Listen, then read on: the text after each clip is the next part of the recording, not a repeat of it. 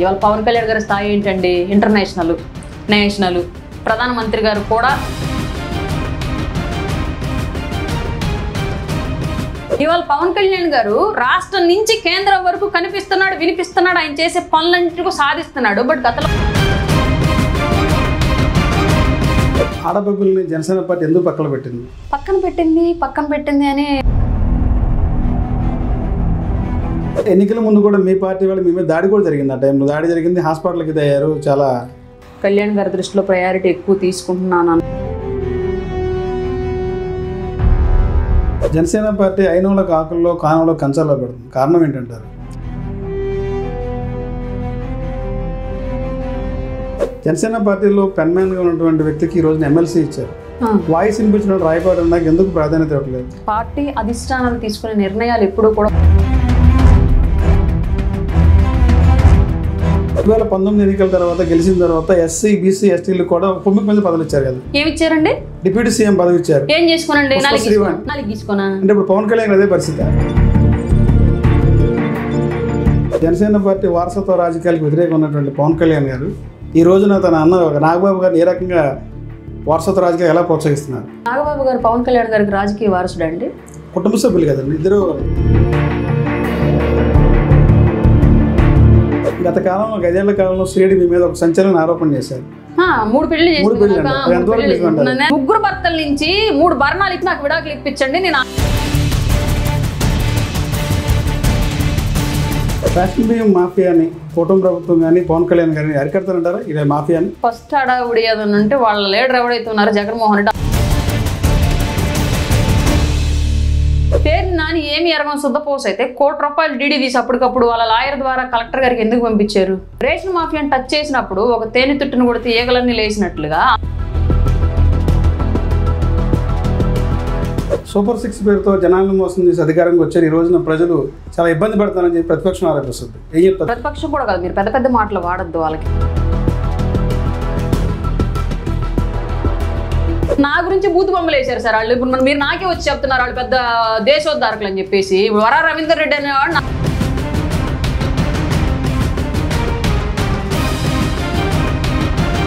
అసెంబ్లీలో పుట్టుకల గురించి మాట్లాడారు. పుట్టుకల గురించి మాట్లాడారు. మీరు పుట్టినట్టు పుట్టలేదా? ఎన్డీఏ కూటమిలో నాయకులు మీకు ఉన్నట్లు బాధలు వాళ్ళకు ఉండవా? మీ దాకా వస్తే నొప్పి తెలిసిందా?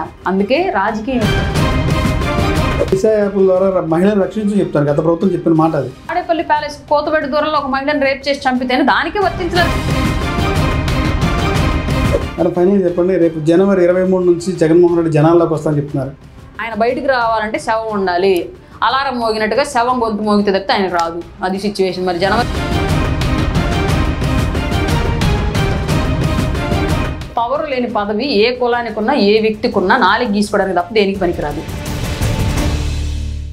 Welcome to S4 media. నేను మీ రాజ్ కమల్ బడిపాటి. ఈరోజు మనతో ఉన్నారు జనసేన పార్టీ రాష్ట్ర అధికార ప్రతినిధి రాయపాటి అరుణ గారు మనతో పడుతున్నారు. నమస్తే మేడం.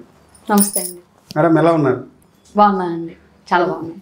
ఎన్డీఏ కూటమి అధికారంగా వచ్చి దాదాపు 6 నెలల కాలం అవుతుంది. 6 నెలల కాలంలో పరిపాలన ఎలా ఉందండి?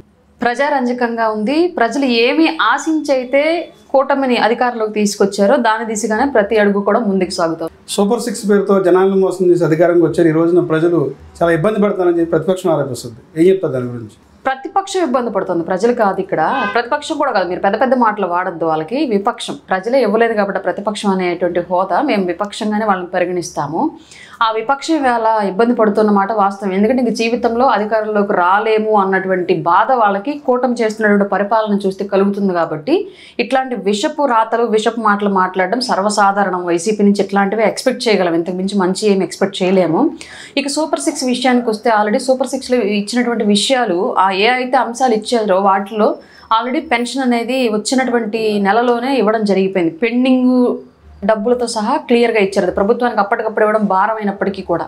అలాగే సిలిండర్లు, ఫ్రీ సిలిండర్లు ఇష్యూస్ కూడా ఇచ్చేశారు. డిఎస్సి నోటిఫికేషన్ అనేది కూడా ఆల్రెడీ ఇచ్చేశారు. ఇంకా 3 మాత్రమే ఉన్నాయి. ఆ 3టికి సంబంధించి బడ్జెట్ అనేది చూసుకొని కరెక్ట్ టైం చూసుకొని వాటిని కూడా ప్రజలకి అందుబాటులోకి తీసుకురావడానికి ప్రభుత్వం ముందడుగు వేస్తోంది. డెఫినెట్గా ఇచ్చిన హామీలు నెరవేర్చి ఇవ్వని హామీలను అనరు. కానీ ఈ రాష్ట్ర అభివృద్ధి కోసం చాలా ప్రణాళికలు ఉన్నాయి మా ఎన్డీఏ కూటమి దగ్గర. వాటన్నింటినీ అమలుపరచడానికి సర్వశక్తులు ఒడ్డి మా ముఖ్యమంత్రి గారు, మా ఉప ముఖ్యమంత్రి గారు ఇరువురు కూడా నిరంతరం కృషి చేస్తూనే ఉన్నారు ప్రధానమంత్రి గారి సహకారంతో ఈ రాష్ట్రం కోసం. మేడం, సూపర్ 6లో భాగంగా నీకు 15,000 నీకు 15,000 ఆ పథకం ఎంతవరకు వచ్చింది? జనాల్లో కూడా ఎక్కువ ట్రోల్ చేస్తున్నారు. లేదు సార్, అది నెక్స్ట్ విద్యా సంవత్సరం నుంచి అమలు వచ్చింది. నేను ఒక్క విషయం మిమ్మల్ని అడుగుతున్నాను, యాజ్ ఏ సిటిజన్గా అండ్ మీడియా పర్సన్గా మీరు చెప్పండి దీనికి ఆన్సరు. జగన్మోహన్ రెడ్డి అనే వ్యక్తి 2019 ఏప్రిల్లో వచ్చాడు అధికారంలోకి. అప్పుడు అతను పెట్టినటువంటి అమ్మఒడి పథకం ఏ టైంలో 2020 జూన్లో ఇచ్చాడు. సంవత్సరం తర్వాత ఇస్తే ఆ రోజు ఎవరూ క్వశ్చన్ చేయలేదాన్ని. ఎందుకంటే ప్రభుత్వం ఆ టైంలో ఉన్నటువంటి పరిస్థితుల్ని అపోజిట్ పార్టీలు అని ప్రజలు కూడా అర్థం చేసుకున్నారు. ఇవాళ ప్రజలు అర్థం చేసుకుని మౌనంగా ఉన్నప్పటికీ కూడా గత ప్రభుత్వం ఇచ్చినటువంటి సమయము ఇప్పుడు ఇంకా కూడా గడవనప్పటికీ కూడా ఈ ప్రభుత్వానికి సంవత్సరం ఇంకా కాలేదు. అయినప్పటికీ కూడా ముందు ప్రజల్ని రెచ్చగొట్టాలి, ప్రజల్లో వ్యతిరేకత పెంచాలి, ప్రభుత్వం మీద విషం చల్లాలి అన్నటువంటి ఒకే ఒక్క ఎజెండాతోటి ప్రతిపక్షంగా తన బాధ్యత ఏంటి అన్నది నిర్వర్తించడం కూడా మానేసి కేవలం విషం చల్లటమే బాధ్యతగా పెట్టుకున్నటువంటి వైసీపీ చేస్తున్నటువంటి ప్రచారం ఇది. మీ ప్రభుత్వంలో మీరు సంవత్సరం టైం తీసుకున్నారు ఒక పథకం తీసుకురావడానికి. పైగా పెన్షన్ కూడా అప్పుడు పెంచలేదు మీరు, సంవత్సరానికి ఇన్స్టాల్మెంట్లు రూపంలో పెంచుకుంటూ వచ్చారు. అవును, బట్ ఇవాళ ప్రభుత్వం, మా ప్రభుత్వం ఫస్ట్ మంత్లోనే పెంచేసింది. ఇది ఆర్థికంగా ప్రభుత్వం మీద పడే భారం అయినప్పటికీ కూడా ప్రజల్లో లబ్ధిదారుల సంతోషమే ముఖ్యం, వాళ్ళ అవసరాలే ముఖ్యం అన్న ఉద్దేశంతో ఆ భారం మోస్తూ ప్రభుత్వం ఇచ్చేసింది. ఇవాళ అమ్మఒడి మీరు ఏదైతే లేట్ చేశారో అట్లాగే ఇవాళ మేము ఇస్తామన్నటువంటి విద్యా దీవెన కానివ్వండి, లేదంటే తల్లికి వందనం కానివ్వండి, ఇట్లాంటివన్నీ కూడా మీరు చెప్పినటువంటి టైంలో 100% నెక్స్ట్ విద్యా సంవత్సరంలోపు వాటిని అమల్లోకి తీసుకురావడం మా ప్రభుత్వం నిరంతరం కృషి చేస్తుంది. 100% చేస్తాం. వైసీపీ మంచి ఏదైనా చేసింది అని మనం కనుక చెప్పుకోవాల్సి వస్తే ఆ మంచికి మించిన స్థాయిలో ఎన్డీఏ కూటమి చేస్తుంది. అలాగే వైసీపీ చెడు చేసింది ఏదైతే ఉందో దాన్ని రూపుమాపి ఆ స్థానంలో కూడా మంచిని నెలకొల్పేలాగా మా ఎన్డీఏ ప్రభుత్వం ప్రణాళికలు వేస్తుంది. ఈ విషయం మాత్రం గుర్తుపెట్టుకోండి. వైసీపీ వాళ్ళకి మా వైపు వేలు చూపించే అవకాశం ఎట్టి పరిస్థితుల్లో ఇవ్వం. ఆడబెబ్బుల్ని జనసేన పార్టీ ఎందుకు పక్కన పెట్టింది? సాక్షాత్తు పవన్ కళ్యాణ్ గారే ఆ మీటింగ్లో కూడా బెబ్బులు ఆడబెబ్బులు అని చెప్పి బిరుదిచ్చారు. మీకు పార్టీ అధికారంగా వచ్చింది, నామినేట్ పదవులు ఇచ్చారు. దాదాపు మీకన్నా జూనియర్ కూడా పదవులు వచ్చింది. ఏంటి నేను ఒకటి అడుగుతాను, పక్కన పెట్టింది అని మీ మీడియా వ్యవస్థలో అండ్ కొంతమంది పార్టీలో కూడా కొంత ట్రోల్ నడుస్తుంది కదా, రాయపడ్డారు పక్కన పెట్టారు, ప్రాధాన్యత లేదు, ప్రాధాన్యత ఇవ్వడం లేదనేది. పదవుల్లో కానీ పదవులు వస్తేనే ప్రాధాన్యత ఉన్నట్లా? అంటే నాకన్నా సీనియర్లు కూడా ఇంకా పార్టీలో పదవులు పొందలేదు. అసలు ఇంకా టీడీపీలో అయితే అసలు మినిస్టర్లుగా చేసిన వాళ్ళకు కూడా ఇవాళకి ఏ ప్రయారిటీ ఇవ్వలేదు. 10 కోట్ల రూపాయల డబ్బులు అధికారంలోకి రావడానికి కూటమి కోసం ఖర్చు పెట్టిన వాళ్ళు ఉన్నారు. అట్లాంటి వాళ్ళకు కూడా ఏ ప్రయారిటీ ఇవ్వలేదు. ఇప్పుడు వాళ్ళందరినీ పక్కన పెట్టేసినట్టేనా? 2019లో జనసేన ఓడిపోయిన తర్వాత మొట్టమొదటిగా రాష్ట్రంలో మాట్లాడిన వ్యక్తి రాయపాటి అరుణ. అదే రాయపాటి అరుణకి ఎందుకు పార్టీలో గుర్తింపు లేదంటారు? నాకు పార్టీలో గుర్తింపు లేదు అనే మాట అవాస్తవం. ఇవాళకి రాయపాటి అరుణ అంటే రాష్ట్ర వ్యాప్తంగా అన్ని వ్యవస్థల్లో అందరి వ్యక్తుల్లో తెలుసు. పైగా ఇవాళకి నేను గతంలో ఆపోజిట్ పార్టీగా ఉన్నప్పుడు ఏం చేశాను, ఏ మీడియా వ్యవస్థల ద్వారా అయితే మాట్లాడాను, ఏ సోషల్ మీడియా ద్వారా అయితే విమర్శించాను, ఏ బహిరంగ సభల ద్వారా అయితే ప్రజల్ని మోటివేట్ చేశాను, ఇవాళకి అవి యథావిధిగా కొనసాగిస్తూనే ఉన్నాను. కానీ కొంచెం అగ్రెసివ్నెస్ నేనే తగ్గించా. కారణం ఏంటి అంటే గతంలో ఉన్నటువంటి ప్రభుత్వాన్ని అప్పుడు అధికారంలో ఉంది కాబట్టి ప్రజల్ని మొబిలైజ్ చేయడానికి, ప్రభుత్వాన్ని వార్న్ చేయడానికి ఆ స్థాయిలో అగ్రెసివ్నెస్ అవసరం అప్పుడు చేశాను. ఇవాళ అవసరం లేదు. వాళ్ళు ఆల్రెడీ చచ్చిపోయిన పాము కింద పడుకొని ఉన్నారు. వాళ్ళు చేసిన తప్పుల్ని ఎత్తి చూపుతూ మేము చేసిన రైట్ ఏంటి అనేది చెప్పాల్సినటువంటి అవసరం కూడా ఉంది. కాబట్టి వాళ్ళ అగ్రెసివ్నెస్ అవసరం లేదు, విశ్లేషణ అవసరం ప్రజలకి ఈరోజు. దాని మూలంగానే ఇవాళ నా వాయిస్ అంత గట్టిగా కాకుండా కొంచెం విశ్లేషణాత్మకంగా ముందుకు వెళుతూ ఉన్నాను. నేను అనేది పార్టీలో కష్టపడిన వ్యక్తులు ఎక్కడైనా ప్రాధాన్యత ఇస్తారు, పదవులుగానే ఉంటుంది. కష్టపడిన వ్యక్తి 2019లో ఓడిపోయిన తర్వాత రాష్ట్ర వ్యాప్తంగా మాట్లాడిన వాళ్ళలో మొట్టమొదటి వ్యక్తి రాయపాటి అరుణ. అదే రాయపాటి అరుణకి దాదాపు అధికారం చేపట్టిన తర్వాత చాలామంది పదవులు వచ్చింది. ఫస్ట్ లిస్ట్ అయిపోయింది, సెకండ్ లిస్ట్ అయిపోయింది, రేపు మళ్ళీ థర్డ్ లిస్ట్ రేపు జనవరిలో కూడా ఉంది. మీరు చెప్పినట్లుగా పదవులు ఇవ్వడమే గనక ప్రయారిటీ ఇవ్వడం అనుకుంటే మాత్రం అది ఖచ్చితంగా అపోహగానే నేను భావించుకుంటాను. పార్టీలో నాకు ఉన్నటువంటి గౌరవ మర్యాదలు ఎక్కడా తగ్గలేదు. కొంత ప్రచారం కూడా ఉంది, రాయపాటి పక్కన పెట్టారు, పార్టీ పక్కన పెట్టింది. ఏమీ ఉండదు. నన్ను పక్కన పెట్టడానికి అసలు పార్టీలో ఎవరు కూడా ఆ సాహసం చేయలేరు. అది చేస్తే కళ్యాణ్ గారే చేయాలి. కళ్యాణ్ గారు నాకు ఎంత గౌరవం ఇస్తారో అందరికీ తెలుసు ఇవాళకి కూడా. కాబట్టి అట్లాంటివి ఏమీ కూడా మా పార్టీలో ఏం జరగలేదు. ఫస్ట్ది ఇంకా 2 లిస్టులు ఉన్నాయి. వస్తుందో రాదు నాకు కూడా తెలీదు. వచ్చినా ఇంకొక బాధ్యత నన్ను అప్పచెప్పారు కూటమి తరపున అని చెప్పేసి అనుకుంటాను. రాకపోయినా పార్టీ పరంగా నేను చేయాల్సింది ఇంకా ఏదో ఉంది, దాన్ని ఇంకా గొప్పగా చేయాలని చెప్పేసి ముందుకెళ్తాను తప్ప పదవులేవో నా పనితీరుని కట్టడ చేస్తాయి, పదవులేవో నా పనితీరుని ముందుకు తీసుకెళ్తాయని నమ్మేటువంటి వ్యక్తిని అయితే నేను కాదు. నిరంతరం పవన్ కళ్యాణ్ గారు అడుగుజాడల్లో ఆయన ఆశయాల సిద్ధాంతాలు ప్రజల్లోకి తీసుకెళ్ళడం నిరంతరం నా పోరాటం ఎట్లాగే కొనసాగిద్ది. ఇక పదవుల విషయానికి వస్తే కుల సమీకరణాలు, సీనియరు జూనియరు, పార్టీలో వచ్చేటువంటి 3 పార్టీల పొత్తులో ఉన్నటువంటి పర్సెంటేజ్, ఇలా ఎన్నో కారణాలు ఉన్నాయి కాబట్టి వాటిల్లో మేబీ నాకు ఈ టైం వరకు రాకపోవడానికి ఆ కారణాల దృష్ట్యా ఏమైనా లేట్ జరిగి ఉండొచ్చు. ఇంకేదైనా అంతర్గతంగా వేరే కారణాలు ఏమైనా ఉన్నా సరే అవన్నీ కూడా కన్సిడర్ చేసే వ్యక్తి పవన్ కళ్యాణ్ గారు అయితే కాదు. నిజంగానే ఆయన నాకు ప్రభుత్వంలో ఒక బాధ్యత అప్పగించాలని కూడా 100% అప్పగిస్తారు. లేదు నా సేవలు పార్టీ కోసం కొనసాగించాలి అనుకుంటే 100% నాకు ఇచ్చే ప్రయారిటీ ఇస్తూనే ఇలాగే కొనసాగిస్తారు. ఇది నేనైతే కన్సిడర్ చేసుకోవట్లేదు. అసలు పదవులు అనేవి నా పనితీరుని ఏ విధంగా కూడా ప్రభావితం చేయలేవు. అంటే పార్టీ అధికారం చేపట్టిన తర్వాత, అధికారంకి వచ్చిన తర్వాత కళ్యాణ్ గారు మీతో మాట్లాడారు, ఇంత పార్టీకి ఎంతో కష్టపడారు, పార్టీ అధికారులు కృషి చేశారు, మీడియా పరంగా కానీ పార్టీ పరంగా కానీ ఎలక్షన్ పోల్ మేనేజ్మెంట్లో కానీ. అధికారంలోకి వచ్చిన తర్వాత పవన్ కళ్యాణ్ గారు ఎంత బిజీగా ఉన్నారో అందరూ చూస్తూనే ఉన్నారు. పర్టికులర్గా నేను ఇప్పుడు ఏమి ఎలివేషన్ కూడా ఇవ్వాల్సిన అవసరం లేదు. నిరంతరం ఆయన చేస్తున్నటువంటి కృషి, పోరాటం, శ్రమ కనిపిస్తూనే ఉంది ప్రతి ఒక్కరికి. ఎలక్షన్ అయిపోయిన తర్వాత కళ్యాణ్ గారిని 2 సార్లు కలిశాను. ఒకటి ఆయన ప్రమాణ స్వీకారం రోజు, 2 మా ఒంగోలు నుంచి బాలినేని శ్రీనివాసరెడ్డి జాయినింగ్ రోజు. ఈ 2 సార్లు ఎదురుపడడం, మాట్లాడడం జరిగింది.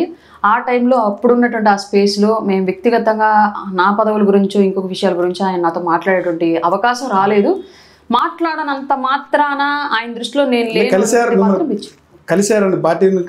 2 సార్లు కలిశాను. ఆఫ్టర్ రిజల్ట్స్ నేను 2 సార్లు కలిశాను కళ్యాణ్ గారిని. నాకు ఇప్పటికి కూడా ఎలాంటి ఇబ్బంది పార్టీ వ్యక్తుల నుంచి కానీ పార్టీ ఆఫీస్ నుంచి కానీ ఏమీ లేదండి. ఏదన్నా ఉన్నా సరే జనరల్గా పోటీ తత్వంలో ఎదురయ్యేటువంటి చిన్న చిన్న అవాంతరాలే తప్ప అంతకుమించి ఏమీ ఉండవు. అంటే మీకు పదవులు రావడానికి ఎవరైనా అడ్డుపడటం ఎలా ఉన్నారు? పార్టీలు ఏదన్నా వేరే?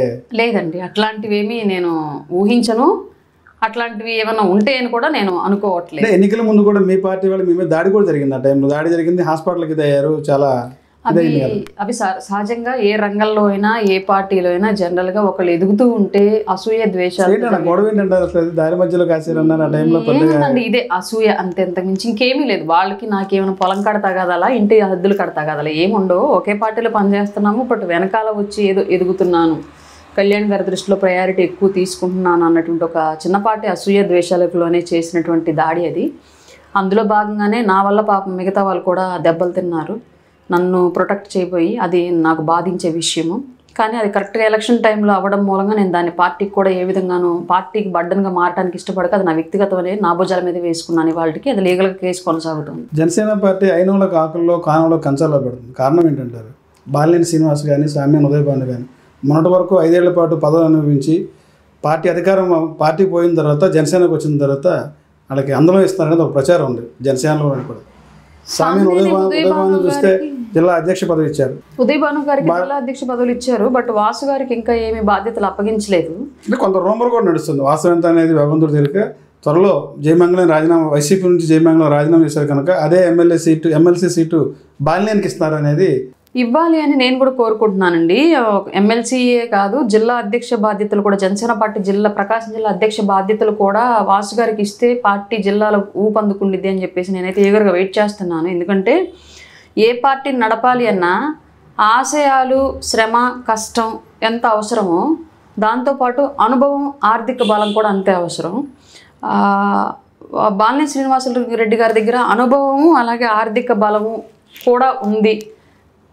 దానికి తగ్గట్టుగా పవన్ కళ్యాణ్ గారి ఆశయాలను కూడా ఆయన పుణికిపుచ్చుకున్నారంటే 100% ప్రకాశం జిల్లాలో జనసేన పార్టీ పరుగులు పెట్టిద్ది అభివృద్ధి దిశగానైతే నేను బలంగా నమ్ముతున్నాను.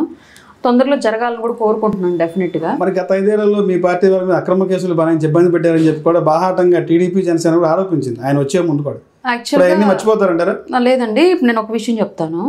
రాజకీయంగా ఉండేటువంటి వైరం వేరు. అది ఏ పార్టీలో ఎవరున్నా సరే సహజంగా అధిష్టానం అడుగు వేస్తూ వెళ్లాల్సినటువంటి బాధ్యత ఎవరికైనా ఉంటుంది. అందులో భాగంగానే జగన్మోహన్ రెడ్డి గారు ఎలా నడిపిస్తే బాలినేని శ్రీనివాసరెడ్డి గారు అప్పట్లో ఆ 5 ఏళ్ళు అలా నడిచారు అనడానికి మనకు ఎలాంటి సందేహం అక్కర్లేదు. ఎందుకంటే మీకు ఒక ఇన్సిడెంట్ చెప్తాను. పెత్తందారులు పేదలనే ఒక బోర్డులో వేయించాడు రాష్ట్ర వ్యాప్తంగా జగన్మోహన్ రెడ్డి, మీకు తెలుసో లేదు. పేదలు పెత్తందారులు అని చెప్పేసి ఆయన ఏదో పేదలను అడ్డుపడుతున్నట్లుగా ఇట్లా చేతులు పెట్టేసి మా కూటమి నేతలు ఏదో బాణాలు వేసి కొడుతున్నట్లుగా ఒక విశృంఖల చర్యలు అంటే ఒక ఉన్మాద చర్యలకు పాల్పడ్డాడు రాష్ట్ర వ్యాప్తంగా జగన్మోహన్ రెడ్డి. అంటే కార్యకర్తల్లో ఆవేశాలు రెచ్చగొట్టాలి, గొడవలు పెట్టాలి, లా అండ్ ఆర్డర్ ఇష్యూ తేవాలి, వాళ్ళ ఆధిపత్యం చూయించుకోవాలనేటువంటి ఒక వికృత చేష్టలు అవన్నీ కూడా. ఆ చేష్టలు చేయడానికి రాష్ట్ర వ్యాప్తంగా బ్యానర్లు వేయించాడు. అది ఒంగోలులో వచ్చేటప్పటికి అప్పటికే కొంచెం బాలినేని శ్రీనివాసరెడ్డి గారికి అండ్ జగన్మోహన్ రెడ్డి గారికి మధ్య కొంత ఏదో పొసగక ఇబ్బందిగా ఉన్న సిచ్యువేషన్ మనం చూసాం. అప్పుడు ఆ టైంలో బాలినేని శ్రీనివాసరెడ్డి గారు జనరల్గా బ్యానర్లు వేయించలే ఒంగోలు ప్రకాశం జిల్లాలో. దాన్ని బాలినేని శ్రీనివాసరెడ్డి గారికి వ్యతిరేకంగా ఉన్నటువంటి వైసీపీ వర్గంతో ఆ బ్యానర్లు వేయించాడు జగన్ ఒంగోలు. వేయించినప్పుడు సహజంగా మేము ఆ బ్యానర్లు తీసేయించమని చెప్పి అప్పుడు రాష్ట్ర వ్యాప్తంగా ప్రొటెస్ట్ చేశాం. అందులో భాగంగా ఒంగోలులో కూడా చేశారు. జిల్లా అధ్యక్షులు, ఒంగోలులో ఉన్నటువంటి జనసేన క్యాడరు అందరూ కూడా చేశారు. అప్పుడు చేసినప్పుడు జరిగినటువంటి అన్ని చోట్ల రాష్ట్రంలో కేసులు బనాయిస్తే ఒంగోలు కేసులు పడలే ఎవరి మీద, మీరు గమనించారు లేదు, కాబట్టి ఇప్పుడు నేను వెరిఫై చేసుకోండి. ఒంగోలు కేసులు పడలా. స్టేషన్లకు తీసుకెళ్ళినప్పటికీ కూడా ఎఫ్ఐఆర్ నమోదు అవ్వలేదు. చిన్నపాటి ఈవెన్ 151 నోటీస్ ఇవ్వడానికి కూడా పోలీసులు ఎవరు సాహసించాల. కారణం ఏంటి? అప్పటి నుంచి జనసేన మీద ప్రేమ ఉందంటారా? ప్రేమ ఉందా లేదా అన్నది అప్పుడు తర్వాత విషయం కానివ్వండి. తను జగన్మోహన్ రెడ్డి గారు తప్పు చేస్తున్నారు అన్న విషయాన్ని బాలినేని శ్రీనివాసరెడ్డి గారు రియలైజ్ అయ్యారు కాబట్టి ఆ రోజు జనసేన నేతల మీద, టీడీపీ నేతల మీద కానివ్వండి ఆ సిచ్యువేషన్కి సంబంధించి ఎవరు కేసులు పెట్టద్దు అని చెప్పేసి ఆయన పెట్టనివ్వలేదు. ఎవరి మీద కూడా ఆ సంఘటనకు సంబంధించి కేసులు నమోదు అవ్వాల. అంటే దాని అర్థం ఏంటి? అధిష్టానం తప్పు వైపు నడిపించింది వ్యవస్థను మొత్తాన్ని.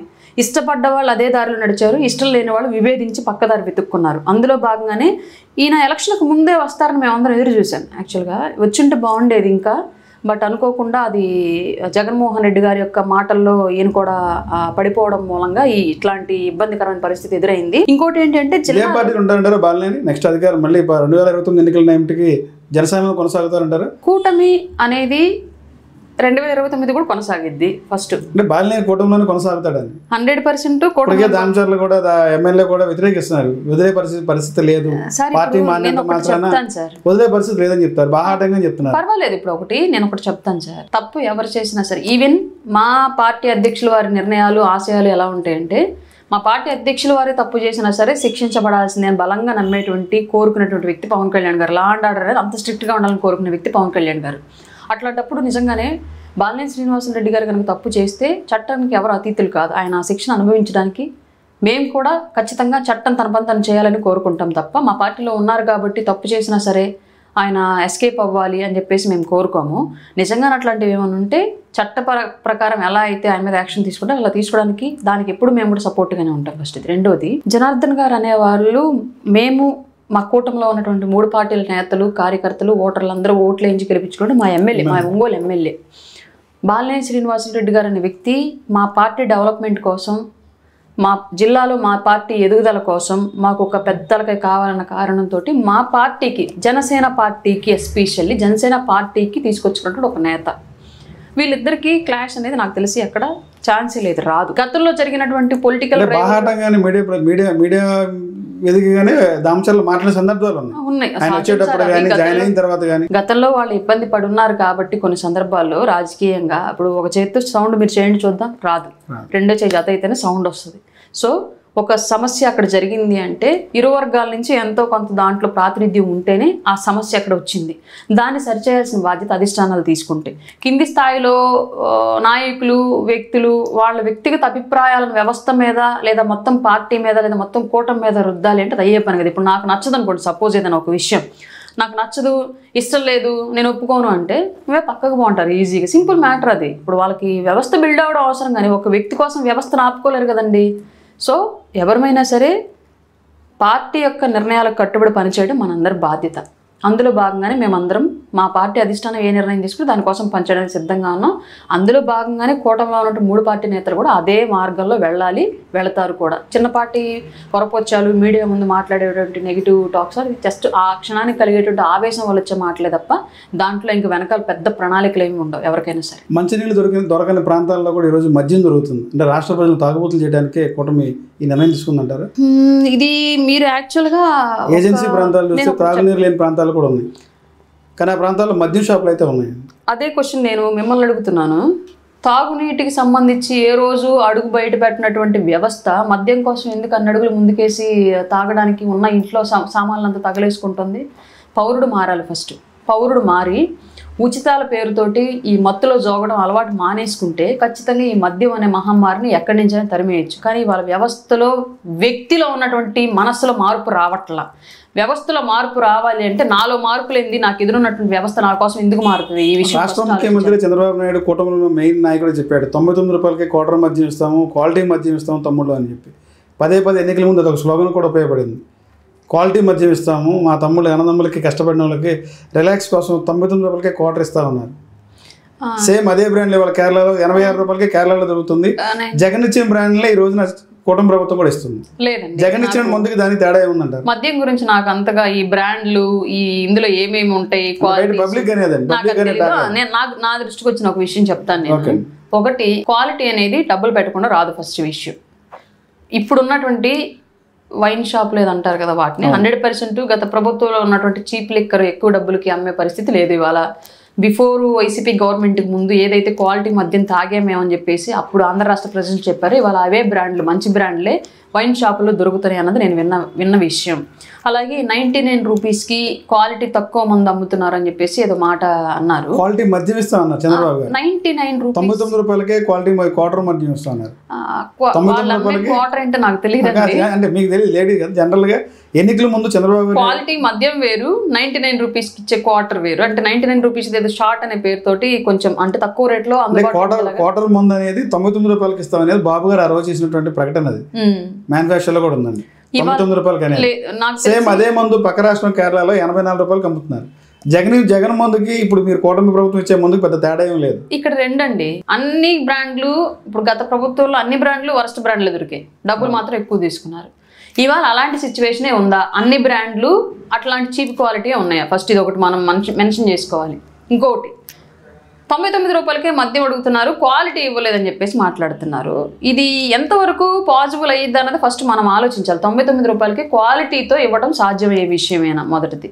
లేదంటే అందులో క్వాలిటీ ఏంటో నాకు తెలియదు. దీని మళ్ళీ ఎవరైనా కాంట్రవర్సీగా మాట్లాడినా క్వాలిటీ ఇస్తున్నాం కదా, ఎవరైనా నాకు సంబంధం లేదు అసలు. నాకు అలాగే మా వారికి కూడా లేదు కాబట్టి అలవాటు నాకు సంబంధమే లేదు. ఈయన అడుగుతున్నారు, నేను చెప్తున్నాను. జనరల్ గా మా వారికి అలవాటు ఉన్నాయి, ఏదైనా కొంచెం నాలెడ్జ్ ఉండేది అని తెలియదు. నాకు మా వారికి కూడా అలవాటు లేదు కాబట్టి మీరు అడిగారు, నేను చెప్తున్నాను. 99 రూపాయలకి ఎక్కడ క్వాలిటీ రాదు, వచ్చింది ఏదో వస్తుందో అదే ప్రొవైడ్ చేస్తున్నారేమో అది కూడా నాకు తెలియదు. అదే చీప్ లిక్కర్ అదే 99 రూపాయలకి అమ్మే బ్రాండ్ గతంలో 170 రూపాయలు పెట్టి కొనుక్కున్నారంట వైసీపీ టైంలో. నాకు ఇప్పుడు ఎంతో కొంత ప్రజలకు కొంత సేవ్ అయింది ఫస్ట్ థింగ్. రెండోది, వైన్ షాప్స్లో అయితే 100% క్వాలిటీ మద్యమే అమ్ముతున్నారు అనేది ఇప్పుడున్నటువంటి టాకు. దాని ప్రకారం ప్రజలు కూడా తాగే బ్రదర్స్ ఎవరైతే ఉన్నారో వాళ్ళందరూ సంతృప్తిగానే ఉన్నారని చెప్పేసి నాకు వస్తున్నటువంటి టాక్ అండి. బట్ ఈ క్వాలిటీలు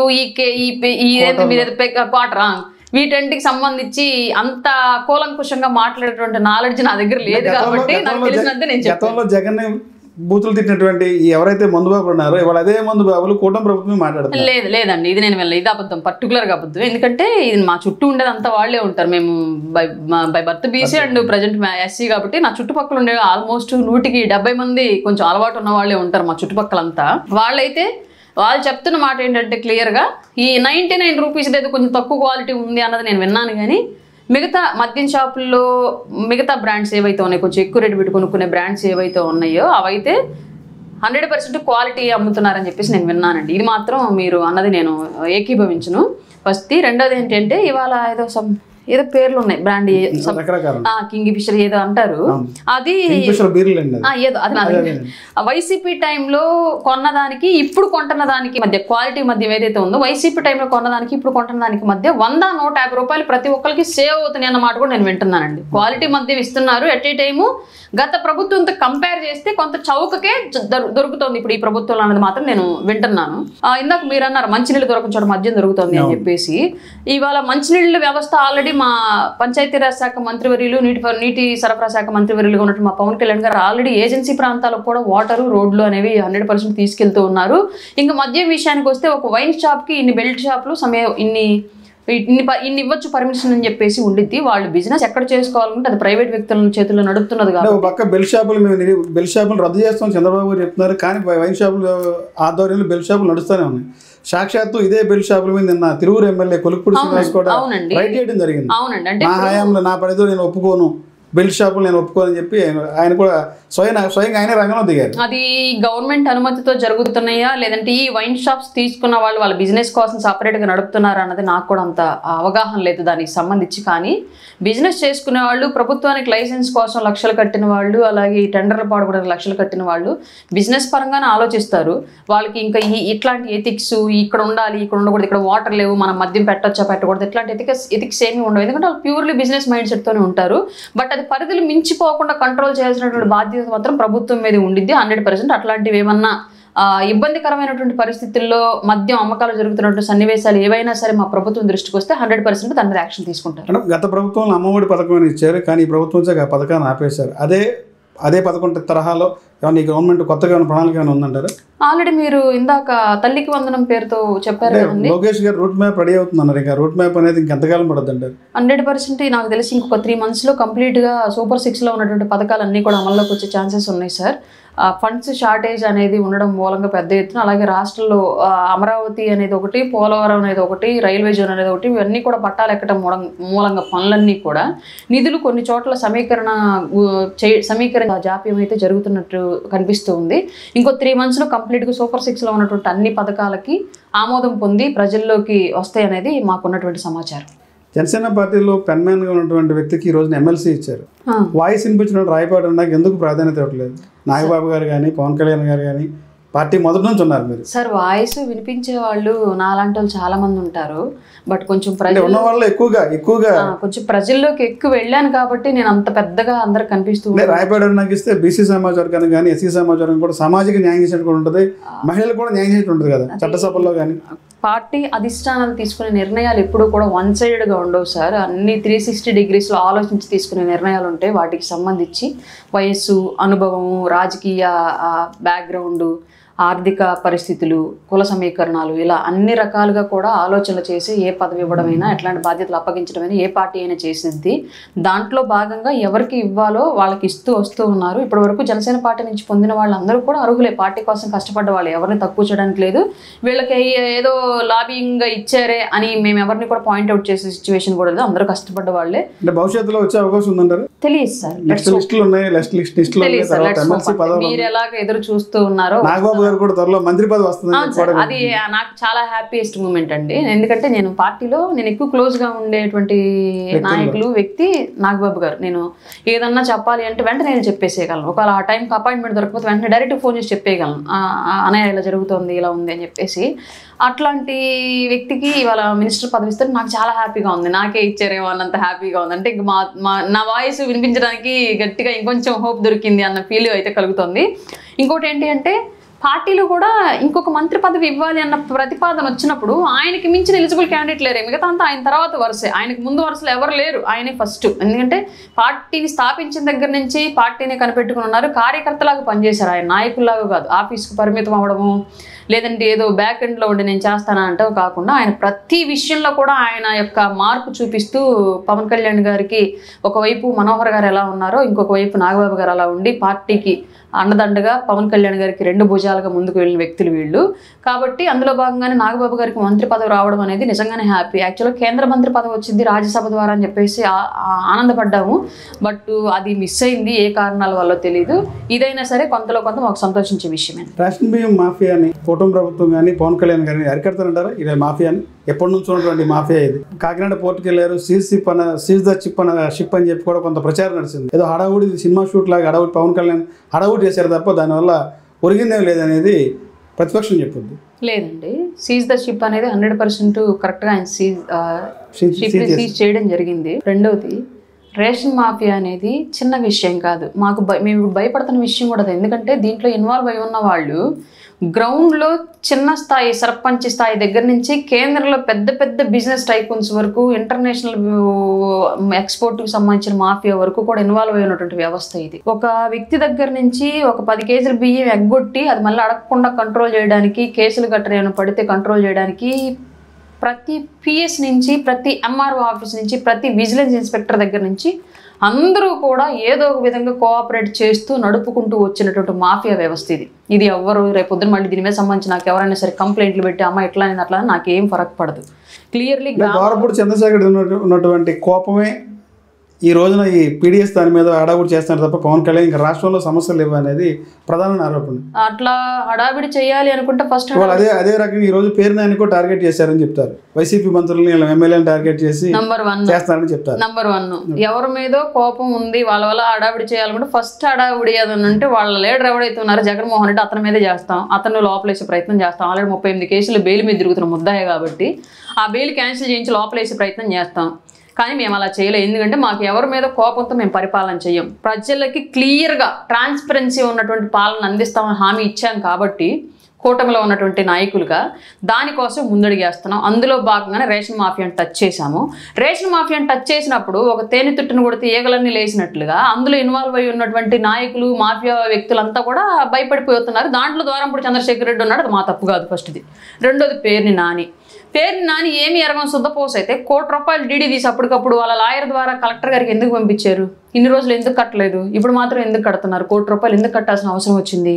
వారం 10 రోజులు అస్కాండ్లోకి ఎందుకు వెళ్ళిపోయారు? అంటే కావాలని కక్షపూర్తిగా నన్ను మా కుటుంబాన్ని టార్గెట్ చేసి నేను పేరు నాని చెప్తారు. ఆధారాలు చూపిస్తాను. గోడౌన్లో ఉన్న రైస్ ఎవరైతే ఉన్నారో దాన్ని చూసుకోవాల్సి చెక్ చేయాల్సిన బాధ్యత సివిల్ సప్లై అధికారులు. ఇది మీరు ఎప్పుడు మాట్లాడాలి? ₹1 కోటి డీడీ పంపించారు చూసారా కలెక్టర్ ఆఫీస్కి, దానికి ముందు మాట్లాడితే ఇవన్నీ నమ్మి ఉండేవాళ్ళం. నేను తప్పు చేశాను, నా తప్పుకి ఇప్పుడు నేను పెనాల్టీ కడుతున్నానని చెప్పేసి ₹1 కోటి డీడీ పంపించి నువ్వు శుద్ధపోసం మాట్లాడడం ఏంటి? నువ్వు తప్పు చేయకపోతే ₹1 కోటి ఎందుకు కట్టావు? నీకు డబ్బులు ఎక్కువే కడుతున్నావా? నీకు డబ్బులు అయినా జగన్మోహన్ రెడ్డి టైంలో పైనుంచాను కురిపించాడు ప్రజల డబ్బులంతా మీ ఇంట్లో. బయటకు వచ్చి నాకు ఊరికి ₹1 కోటి కలెక్టర్ ఆఫీసులకు విసిరేయమని చెప్పేసి తప్పు చేసి కూడా తట్టజారిన బెట్టుబోని మాట్లాడితే ఇంకా సిగ్గురానట్టి వైసీపీ పార్టీలో నాయకులకి. అంటే పవన్ కళ్యాణ్ విమర్శించారు కనుక ఈ రోజు నా మీద కక్ష సాధింపని చెప్తాడు ఆయన. ఆయన లాంటి వాళ్ళు 100 మంది 150 బోర్డు లింగాల్లో ప్రతి లింగం విమర్శించిందండి పవన్ కళ్యాణ్ గారిని. వీళ్ళందరి మీద కక్ష సాధించుకుంటూ పోతే 5 సంవత్సరాలు ఇచ్చిన హామీలు 6 అడుగు కూడా మేము ఏం చేయలేము ప్రజలకి. కాబట్టి వీళ్ళు అసలు మేము కన్సిడరే చేయట్లా. మేము ఏదైతే తప్పులు ఉన్నాయో సరి చేసుకుంటూ వెళుతున్న క్రమంలో ఆ తప్పుల్లో ఇన్వాల్వ్ అయ్యి ఉన్నటువంటి వాళ్ళందరూ కూడా వాళ్ళు బయటకు వచ్చేస్తున్నారు. పుట్టలోంచి పాములు బయటకు వచ్చి బొసపడుతున్నట్టుగా బొసపడుతున్నారు. కానీ వాళ్ళకి తెలియంది ఏంటంటే ఇట్లాంటి వానపాములు ఎన్నింటినో చూసి వచ్చారు కాబట్టి పవన్ కళ్యాణ్ గారు తీసి పక్కనేసి ఆయన పని ఆయన చేసుకుంటూ వెళ్ళిపోతున్నాడు. మేము ఏదైనా పొలిటికల్గా టార్గెట్ చేస్తామే తప్ప ఎవరినైనా సరే ప్రజల పాలన కోసం చేస్తున్నటువంటి ప్రతి అడుగులో తప్పు జరుగుతుంటే తప్పును సరిచేసే క్రమంలో వీళ్ళందరూ బయటకు వస్తున్నారు తప్ప వీళ్ళు ఎవరిని కారణం చేసే పరిస్థితి. వాళ్ళ పేరు నాని ఎవరండి? మొన్న వచ్చిన ఓటు పర్సెంటేజ్ ఎంత అండి వాళ్ళ అబ్బాయికి? అసలు అతని ప్రజలే పక్కన పెడితే మేము పట్టించుకోవడం ఏంటండి? ఇవాళ పవన్ కళ్యాణ్ గారి స్థాయి ఏంటండి? ఇంటర్నేషనల్ ప్రధానమంత్రి గారు కూడా ఒక తుఫాన్ ఇతనని చెప్పేసి పొగిడించుకున్నటువంటి వ్యక్తి, ఇంటర్నేషనల్గా ఉన్నటువంటి సనాతన ధర్మాన్ని పాటించే హిందువులంతా కూడా ఒక ఐకాన్గా చూస్తున్నటువంటి వ్యక్తి, అంత మహోన్నతమైన వ్యక్తితో ఉన్నటువంటి వ్యక్తి ఇట్లా రేషన్ బియ్యం అమ్ముకున్న గురించి ఆలోచిస్తారా? అంటే ఇదే సనాతన ధర్మం గురించి మాట్లాడే పవన్ కళ్యాణ్ ఈయన హిందువు, తన భార్య క్రిస్టియన్ అని చెప్తారు. ఇది ఎక్కడ న్యాయం చెప్తారు? నా సనాతన ధర్మం నాకేం నేర్పించిందో క్లియర్గా చెప్తాను. నాకే కాదు, మీకే కాదు, ఇంకెవరికైనా సనాతన ధర్మం నీ మతాన్ని నువ్వు పూజిస్తూ పరమతాన్ని నువ్వు గౌరవించో నేర్పించింది. అందులో భాగంగానే పవన్ కళ్యాణ్ గారు ఆయన ధర్మాన్ని ఆయన పాటిస్తూ ఆయన భార్య యొక్క ధర్మాన్ని కూడా గౌరవిస్తూ కలిసి కాపురం చేసుకుంటూ ముందుకెళ్తున్నారు. హిందూ మతం ఏమి వేరే ఏదైనా మతాల్లాగా నీ మతాన్ని మాత్రమే నువ్వు ప్రేమించి ఇతర మతాన్ని ద్వేషించు హింసించని ఎక్కడ చెప్పదు. కాబట్టి పవన్ కళ్యాణ్ గారు హిందూ ధర్మాన్ని పాటించే వ్యక్తి కాబట్టి ఆయన భార్య గారు క్రైస్తవ మతాన్ని చెందిన వ్యక్తి అయినప్పుడు కూడా ఆవిడని గౌరవిస్తూ అంతే ఆదర్శ దంపతుల్లాగా ముందుకెళ్తున్నారు. అందుకని నా ధర్మం గొప్పది, నా సనాతన ధర్మం గొప్పదని ఇవాళ కూడా గర్వంగా చెప్పుకుంటున్నాం. మేము సనాతన ధర్మం కాపాడుతారంటారా పవన్ కళ్యాణ్ గారు? ముమ్మాటికి అండి. ఎందుకంటే మతం గురించి మాట్లాడితే మైనారిటీ మతాల వాళ్ళు మాట్లాడితేనేమో ఒక విప్లవం, హిందూ ధర్మం గురించి మాట్లాడితేనే ఒక మత ఛాందసవాదం అని చెప్పేసి ఇప్పటివరకు వ్యవస్థలు సో కాల్డ్ సెక్యులరిస్టులు అంతా మాట్లాడుతూ వచ్చారు. దాన్ని బ్రేక్ చేస్తూ మేజరు కమ్యూనిటీగా ఉన్నంత మాత్రాన నా మతం గురించి నేను మాట్లాడకూడదా, నా మతానికి అన్యాయం జరుగుతున్నా సరే నేను గొంతెత్తకూడదా అని చెప్పేసి, నా ధర్మానికి అన్యాయం జరుగుతున్నప్పటికీ కూడా ఖండించకూడదా అని చెప్పేసి మొట్టమొదటి గొంతెత్తినటువంటి వ్యక్తి పవన్ కళ్యాణ్ గారు దేశవ్యాప్తంగా. అట్లాంటి వ్యక్తి ఇవాళ ఒక ధర్మం గురించి ఒక కట్టుదిట్టమైనటువంటి ఒక బోర్డు రావాలి, ఒక పరిరక్షణ వ్యవస్థ రావాలి అని చెప్పేసి పూనుకున్నప్పుడు చిత్తశుద్ధితో ఉన్నటువంటి నాయకుడు కాబట్టి తను అనుకున్నది సాధించి తీరుతారని బలంగా నమ్ముతున్నాను నేను. ఇందాక మాట్లాడే టైంలో 150 మంది బోర్డులింగాలు ఈయన బోర్డులింగం ఉన్నారు. వైసీపీ మాజీ ఎమ్మెల్యేంతా బోర్డులింగాలు అంటారు. ఎవరికేం ఉపయోగపడ్డారండి బోర్డులింగాలు కాక? అంటే డీబీటీ పద్ధతిలో ప్రతి పేదవాడికి అర్హత ఉన్న ప్రతి ఒక్కరికి మేము ఆర్థికంగా సహాయం చేసాము, రుణాలు ఇచ్చాము, పథకాల ద్వారా అభివృద్ధి చేసాము అని చెప్పి పదే జగన్మోహన్ చెప్తారు కదా. నేను ఒకటి అడుగుతాను, అభివృద్ధి చేసామని చెప్పి చెప్పారు. నేను ఒకటి అడుగుతాను, 5 ఏళ్ల పాటు సరే ఏదో పథకం ద్వారా డబ్బులు వేశారు మీరు ప్రతి కుటుంబానికి, అర్హత అయినటువంటి కుటుంబానికి మాత్రమే, అందులో కూడా వైసీపీ సపోర్టర్స్కి మాత్రమే. మళ్ళీ ఇది స్పెషల్లీ నోట్ చేసుకోండి ఈ వర్డ్. వాలంటీర్ల వ్యవస్థ ద్వారా వైసీపీ అనుకూల కుటుంబాలకు మాత్రమే పథకాలు అందాయి. అట్లాంటి పథకాలకు అర్హురాలయుండి కోల్పోయిన వ్యక్తులు నేను కూడా ఒకదాన్ని, అందుకే క్లియర్గా చెప్తున్నాను. రెండోది ఏంటంటే నేను అన్ని కోల్పోయాను. నాకేం గవర్నమెంట్ టైంలో ఏం రాలేదు. వైసీపీ గవర్నమెంట్ టైంలో ఫస్ట్ ఇయర్ మాత్రమే అమ్మఒడి వేశారు, నెక్స్ట్ ఇయర్ నుంచి అమ్మఒడి కూడా వేయలేదు నాకు. ఎందుకంటే అప్పటికి ఇంకా నేను జనసేనలో వాయిస్ రేస్ చేస్తూ హైలైట్ అయిపోయాను కాబట్టి నాకు అప్పటి నుంచి ఏదో కారణం చెప్పేసి నాకు నెక్స్ట్ తర్వాత నుంచి ఇంకా అమ్మఒడి కూడా రాలేదు. ఒక గృహ పథకానికి కానివ్వండి, వేరే ఇంకే పథకానికి కూడా నేను ఎలిజిబుల్ కాలేదు. నేను 100% నాకు ఈవెన్ కరెంట్ బిల్ కూడా రాదు. నేను జీరో కరెంట్ బిల్ ఇప్పటికి కూడా నేను 10 ఏళ్ళుగా కరెంట్ బిల్ కట్టల. కారణం ఏంటంటే కేంద్ర ప్రభుత్వం వచ్చిన దగ్గర నుంచి ఒక పథకం ఉంది, దామోదరం సంజీవ దీపం పథకం ఏదో ఒకటి ఉండిద్ది. ఆ పథకం పేరు కేంద్ర ప్రభుత్వం బీజేపీ అధికారంలోకి వచ్చిన కాడి నుంచి 100 యూనిట్ల లోపు కాలిన వాళ్ళు కరెంట్ బిల్ కట్టే పని లేదు. నాకు ఇవాళకి 100 యూనిట్లు కాదు ఎస్సీ తరఫున, మాకు ఇప్పటికీ 100 యూనిట్లు కాదు. 10 ఏళ్ళుగా నేను గత టీడీపీ టైంలోనూ కట్టలేదు, ఆ తర్వాత వైసీపీ టైంలోనూ కట్టలేదు, ఇవాళ కూడా నా జీరో బిల్లే. సో నేను ప్రతి పథకాన్ని అర్హురాలని. నాకేమి వాళ్ళు ఇంటి కొలతలు అయ్యి వేసి అది కార్లు నాకు ఏమీ లేవు. అయినా నేను ఏ పథకాన్ని వైసీపీ టైంలో తీసుకోవాలి. కారణం ఏంటంటే ఓన్లీ నేను యాంటీ వైసీపీ అని ఒకే ఒక కారణంతో మమ్మల్ని అన్ని పథకాలకు అనర్హుల కింద ప్రకటించేసి రాసేసుకున్నారు. నేను ఊరికి ఫ్రీబీస్ కోసం ఎదురు చూసే వ్యక్తిత్వం కాదు నాది కానీ మా వారిది కానివ్వండి. కష్టపడి సంపాదించి పిల్లల్ని పెంచుకోవాలి, చదివించుకోవాలి, మనం కూడా ఎదగాలని ఆలోచన ఉండేవాళ్ళం కాబట్టి దాని గురించి నేను ఎప్పుడు ఫైటింగ్ చేయాల, నాకు అవసరం లేదనుకుని సైలెంట్ అయిపోయాను. జనసేన పార్టీ వారసత్వ రాజకీయాలకు వ్యతిరేకంగా ఉన్నటువంటి పవన్ కళ్యాణ్ గారు ఈ రోజున తన అన్న నాగబాబు గారిని ఏ రకంగా వారసత్వ రాజకీయాలు ఎలా ప్రోత్సహిస్తున్నారు? నాగబాబు గారు పవన్ కళ్యాణ్ గారికి రాజకీయ వారసుడు అండి? కుటుంబ సభ్యులు కదండి ఇద్దరు, ఒక తల్లి పుట్టినటువంటి వ్యక్తులు కదా. నేను ఒకటి అడుగుతాను చెప్పండి, అది వారసత్వం కాదండి. నేను ఒకటి అడుగుతాను చెప్పండి. నాగబాబు గారు ఏమైనా సజ్జల రామకృష్ణారెడ్డి గారి లాగా గెలుపు అధికారంలోకి వచ్చిన తర్వాత వైసీపీ అధికారంలోకి వచ్చిన తర్వాత అతను వచ్చిన పదవులు తీసుకున్నట్లుగా నాగబాబు గారు ఏమైనా కూటమి అధికారంలోకి వచ్చాక పదవుల్లోకి వచ్చాడా, పార్టీలోకి వచ్చాడా? వారసత్వ రాజకీయాలను ప్రోత్సహించమన్నారు. వారసత్వం రాజకీయాలు అంటే దాని అర్థం ఏంటి అంటే పార్టీ నిర్మాణంలో కానివ్వండి, ప్రజల కష్టాల్లో కానివ్వండి, పార్టీ ఎదుగుదలలో కానివ్వండి, పార్టీ గెలుపులో కానివ్వండి ఏ విధమైనటువంటి ప్రాధాన్యత చూపించకుండా అధికారంలోకి వచ్చిన తర్వాత కేవలం వారసత్వం ఉంది అన్న ఒకే ఒక కారణం చూపించి పదవులు తీసుకునే వాళ్ళ గురించి రాజకీయ వారసత్వం అని మాట్లాడతాం సహజంగా ఎవరైనా సరే. కానీ నాగబాబు గారు అలా లేరే. నాగబాబు గారు పార్టీ నిర్మాణం నుంచి పార్టీలోనే ఉన్నారు. ప్రతి ప్రజా సమస్య మీద ఆయన ఏదో ఒక చోట పోరాడుతూనే ఉన్నారు. ప్రతి పార్టీ కార్యకర్త బాధని వింటూ ప్రతి చోట పార్టీ నిర్మాణం కోసం కృషి చేస్తూనే ఉన్నారు. ఇవాళ ఆయనకి పదవి ఇచ్చారంటే 100% ఆ పదవికి ఆయన అర్హుడు. కేవలం పవన్ కళ్యాణ్ గారు సోదరుడు అవ్వడమే కనుక ఆయన చేసిన దురదృష్టం అయితే దానికి ఎవరు బాధ్యులు? భవిష్యత్తులో చిరంజీవి గారిని కూడా రాజ్యసభ పంపించే అవకాశం ఉందని చెప్పి కొంత ప్రచారం. ముమ్మాటికి ఆయన చాలా తత్పరత ఉన్నటువంటి వ్యక్తి. అట్లాంటి వ్యక్తి రాజకీయాల్లో ఉంటే ప్రజలకు మంచి జరుగుతుంది. బీసీ బిడ్డలకి, ఎస్సీ బిడ్డలకి, వీళ్ళందరికీ మంచి జరుగుతుంది. చిరంజీవి గారు జనసేన పార్టీ చేసిన కదా, ఇప్పుడు వరకు స్టిల్ అయిన కాంగ్రెస్ పార్టీలో నాయకుడు. అసలు పవన్ కళ్యాణ్ గారు పార్టీ పెట్టింది రాజకీయాల పట్ల, సమాజం పట్ల బాధ్యత నేర్చుకుందే. గతంలో ప్రజారాజ్యంలో సామాజిక సేవే లక్ష్యం అని చెప్పేసి ఒక యువరాజ్యానికి అధ్యక్షులుగా ఉండి చిరంజీవి గారి నుంచి ఈ వ్యవస్థ ఎలా ఉంది, ఎలా మనం మార్చాలి నేర్చుకున్నారు కాబట్టి పవన్ కళ్యాణ్ గారు జనసేన పార్టీ పెట్టారు. ప్రజారాజ్యాన్ని ఇవ్వమంటే అప్పట్లో చిరంజీవి గారు అప్పుడున్న మురికి రాజకీయాలకు భయపడిపోయి ఆయన రాజకీయాల నుంచి నిష్క్రమిస్తే ఆ పార్టీని కూడా తీసేస్తే తర్వాత జనసేన పెట్టుకొని రాజకీయంగా ప్రజల కోసం నిలబడి పోరాడిన వ్యక్తి పవన్ కళ్యాణ్ గారు. అది ఎక్కడి నుంచి నేర్చుకున్నారు ఆయన? 100% ఎంతో కొంత చిరంజీవి గారి నుంచి నేర్చుకున్న విషయం ఇది. 100 మంది బీసీలకు టికెట్లు ఇచ్చినటువంటి వ్యక్తి చిరంజీవి గారు. ఇవాళ ఎవరిచ్చారంతా బీసీలకి, ఎస్సీలకి అంత ప్రాధాన్యత ఎవరిచ్చారు? అసలు డబ్బు లేని రాజకీయాలు వైఎస్ఆర్సీపీ పార్టీలో ఎస్సీ బీసీలకు ఎక్కువ ప్రాధాన్యత ఇచ్చారని ఎప్పుడండి? మన చేతుల్లో మన ఇస్తరులో నిండా అన్నం ఉన్నప్పుడు అంతా మన రెడ్డి సామాజిక వర్గం మన బెనామీ రెడ్లు తిని చివరిలో ఎంగిల్ మీద ఇస్తరా మిగిలిన తర్వాత ఇదిగో మీరు తలా ఒక ముక్క చించుకొని తలా ఒక మెతికి ఏరుకోండి అని చెప్పేసి 2019 నుంచి 2024 వరకు ఓన్లీ రెడ్డులు మాత్రమే పెత్తనం చేసి అందులో కూడా వైసీపీ బెనామీ రెడ్లు మాత్రమే, అందరూ కాదు, మళ్ళీ వాళ్ళలో కూడా పాపం ఎలాంటి లబ్ధి పొందనటువంటి రెడ్డి సామాజిక వర్గం కోకొల్లలు ఉన్నారు. కేవలం జగన్మోహన్ రెడ్డికి ఆర్థిక నేరాల్లోనూ ఆయన కేసుల్లోనూ ఆయన ఒక మాఫియాల్లోనూ సహకరించే రెడ్లకు మాత్రమే ప్రయారిటీ ఇచ్చుకుంటూ ఉండి 5 ఏళ్ల పాలన వాళ్ళ కోసమే చేసి సలహాదారులుగా అంతా వాళ్లే ఉండి అన్ని పదవులు ఉన్నతుల్లోనూ వాళ్లే ఉండి 2024 ఇంక ఓడిపోతాం అని చెప్పేసి ఇంటెలిజెన్స్ రిపోర్ట్లు కూడా వచ్చిన తర్వాత 2024లో బీసీలకి, మైనారిటీలకి, ఎస్సీలకి టికెట్ ఏం చేసుకోనండి. 2019 ఎన్నికల తర్వాత గెలిచిన తర్వాత ఎస్సీ, బీసీ, ఎస్టీలకు కూడా 9 మంది పదవులు ఇచ్చారు కదా. ఏమి ఇచ్చారండి? డిప్యూటీ సీఎం పదవి ఇచ్చారు. ఏం చేసుకోనండి? 4 తీసుకోనా? అంటే ఇప్పుడు పవన్ కళ్యాణ్ అదే పరిస్థితి. పవన్ కళ్యాణ్ గారు అలా చేయట్లేదే పాలన. అంటే ఇప్పుడు చంద్రబాబు నాయుడు గారు ఎంత ఇస్తున్నారు పవన్ కళ్యాణ్ గారికి రైట్స్, స్టేట్ మీద కమాండింగ్ కానివ్వండి, సొసైటీ కోసం పోరాటంలో కానివ్వండి, గవర్నమెంట్ తీసుకున్న నిర్ణయాల్లో కానివ్వండి, ఇవాళ పవన్ కళ్యాణ్ గారు రాష్ట్రం నుంచి కేంద్రం వరకు కనిపిస్తున్నాడు, వినిపిస్తున్నాడు, ఆయన చేసే పనులన్నింటికీ సాధిస్తున్నాడు. బట్ గతంలో పుష్పశ్రీవాణి గారు ఏం చేశారండి? ఎక్కడున్నారండి అసలు?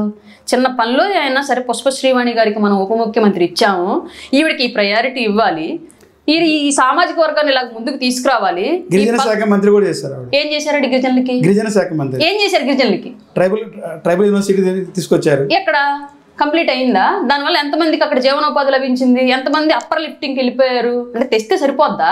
తెచ్చిందని కంప్లీట్ చేయాల్సిన అవసరం లేదా? ప్రతి చోట శిలా ఫలకాలు వేసాడు, ఫలకాలు ఉన్నాయి, వేసిన ప్రాజెక్టులు వేయండి. ప్రతి చోట చేసిన తప్పేంటి అంటే జగన్మోహన్ రెడ్డి వాళ్ళ ఓటమికి కారణం ఇది కూడా ఒకటి. పదవులు అయితే ఇచ్చాడు, కేవలం నీ కులానికి నేను పదవి ఇస్తున్నాను అన్నాడు. పదవి రెడ్డి తీసుకున్నా, ఇంకొక చౌదరి తీసుకున్నా, ఇంకొక ఎస్సీ తీసుకున్నా, ఇంకొక బీసీ తీసుకున్నా, పదవి తీసుకున్న వాళ్ళు ఏదో అటో ఇటో సంపాదించుకుంటారు తప్ప నువ్వు ఆ సామాజిక వర్గానికి చేసింది ఏంటి? ఫస్ట్ పదవి ఇచ్చిన వాడికి నువ్వు పవర్ ఇస్తే కదా. పవర్ లేని పదవులు ఏం చేసుకోవాలి? పవర్ లేకుండా వాళ్ళ సామాజిక వర్గానికి ఏం చేస్తారు? 100% జగన్మోహన్ రెడ్డి టైంలో జరిగింది అదే. ఏదన్నా వేరే సామాజిక వర్గానికి చెందినటువంటి రిజర్వేషన్ పరంగా టికెట్ ఇచ్చి గెలిచినటువంటి వ్యక్తులకు కూడా ఇతను బినామీ రెడ్డిలను అక్కడ కాపలా కుక్కల కింద పెట్టాడు. కొంతమందిని, చాలా మందిని గెడ్డివాన్ దగ్గర కుక్కలాగా ప్రతి చోట ఉందండి ఇదే పంచాయతీ. ఏ నియోజకవర్గం మంత్రులైనా సరే ఒక్కలండి. టక్ మీరు హోమ్ మినిస్టర్ల పేర్లు చెప్పండి. సుచరిత, రెండో వాళ్ళు వనిత. ఎన్ని ప్రెస్ మీట్లు పెట్టారండి రాష్ట్రంలో? సందర్భాన్ని బట్టి పెట్టారండి. ఎవరు చెప్పి ఏం మాట్లాడారండి? వచ్చి అంటే ఏం మాట్లాడారు సందర్భం? ఇప్పుడు హోమ్ మినిస్టర్ అంటే ఏం మాట్లాడతారండి? హోమ్ మినిస్టర్ సుచరిత పెట్టింది 2 ప్రెస్ మీట్లు. ఆవిడ 2.5 సంవత్సరాల కాలంలో. మీరు కావాలంటే గూగుల్ చేసుకోండి. అంటే 2 ప్రెస్ మీట్లు పెట్టారు, మీరు గూగుల్ చేసుకోండి కావాలంటే. ఫస్ట్ వాళ్ళ శాఖకు సంబంధించి తానేటి వనిత 2 ప్రెస్ మీట్లు పెట్టింది. 2 ప్రెస్ మీట్లు. మీరు కావాలని నేను అబద్ధం చెప్తానంటే మీరు గూగుల్ చేసుకోండి. వాళ్ళ శాఖకు సంబంధించి 2 ప్రెస్ మీట్లు పెట్టారు. 2 సందర్భాల్లో మాట్లాడారు. 2 సందర్భాల్లో కూడా మాట్లాడిన మాటలు సజ్జల రామకృష్ణారెడ్డి నుంచి ఇచ్చినటువంటి స్క్రిప్ట్ మాత్రమే మాట్లాడారు. మీరు కావాలంటే గూగుల్ చేసుకోండి. నేను అబద్ధం చెప్పాను, నిజం చెప్పాను మీకు తెలిసిపోయింది. మూడోది, వాళ్ళు ఎప్పుడు కూడా వాళ్ళ మినిస్టరీని ఏ రోజు వాళ్ళు ఒక పవర్గా ఎప్పుడు ఫీల్ అవ్వాలి. తాడేపల్లి ప్యాలెస్ నుంచి పేపర్ వెళ్తేనే వాళ్ళు నోరు తెరవాలి, లేదంటే లేదు. కనీసం ఒక కానిస్టేబుల్ పోస్టింగ్ కూడా వాళ్ళు ఇష్ట ప్రకారం మార్చలేకపోయారు, వేయలేకపోయారు, ఒక్కళ్ళు కూడా ఒక జాబ్ ఇవ్వలేకపోయారు. అట్లాంటి పోస్ట్ ఉంటే అంత హోంమంత్రి గారు న్యాయం చేయలేకపోయారు. ఆ సీటుకి హోంశాఖ పదవికి న్యాయం చేయలేకపోయారంటారా? ఈ రోజు మీరు అనిత గారు చేస్తున్నటువంటి పనితీరు చూడండి. ఎక్కడ సమస్య జరిగిందంటే ఇమీడియట్గా అక్కడ విత్-ఇన్ అవర్స్లో వెళ్ళిపోతున్నారు. ఆవిడ ఎంత దూరం అయినా సరే, ఏ జిల్లా అయినా సరే ఇమీడియట్గా అక్కడ ఉన్నటువంటి యంత్రాంగాన్ని అప్రమత్తం చేస్తున్నారు, పోలీసులకు పవర్ ఇస్తున్నారు. ఇమీడియట్గా నేరం చేసిన వాడు ఎవడున్నాడో వాడిని పట్టుకుంటున్నారు. నేరం ఎలా జరిగింది అనేది విశ్లేషణ చేస్తున్నారు. ఆ నేరం జరగడానికి కారకులైన వాళ్ళని శిక్షిస్తున్నారు. గత 5 ఏళ్లలో ఎప్పుడైనా సరే ఒక హోమ్ మినిస్టర్ ఒక ఇన్సిడెంట్ జరిగినటువంటి సందర్భానికి ఆ ప్లేస్కి వెళ్ళి ఆ బాధితుల్ని పలకరించినటువంటి దాఖలాలు మీకు ఉన్నాయా? సుచరిత గారి టైంలో అయినా, వనిత గారి టైంలో అయినా సరే ఉన్నాయా? వచ్చారు, అప్పుడే అన్నారు కదండి, రేప్ చేయడానికి రాలేదు, దొంగతనం చేయడానికి వచ్చి అనుకోకుండా రేప్ చేశారని చెప్పింది. సహజంగా ఇవిడ అనుకోకుండా పొడిచి చంపుతాడన్నది విన్నాం, కానీ మనము అంత ప్రాసెస్లో అనుకోకుండా రేప్ చేశారన్నది ఫస్ట్ టైం విన్నాను నేను. ఆ నోటి నుంచి ఆశ్చర్యపోయాను, అవాక్ అయిపోయాను నేను.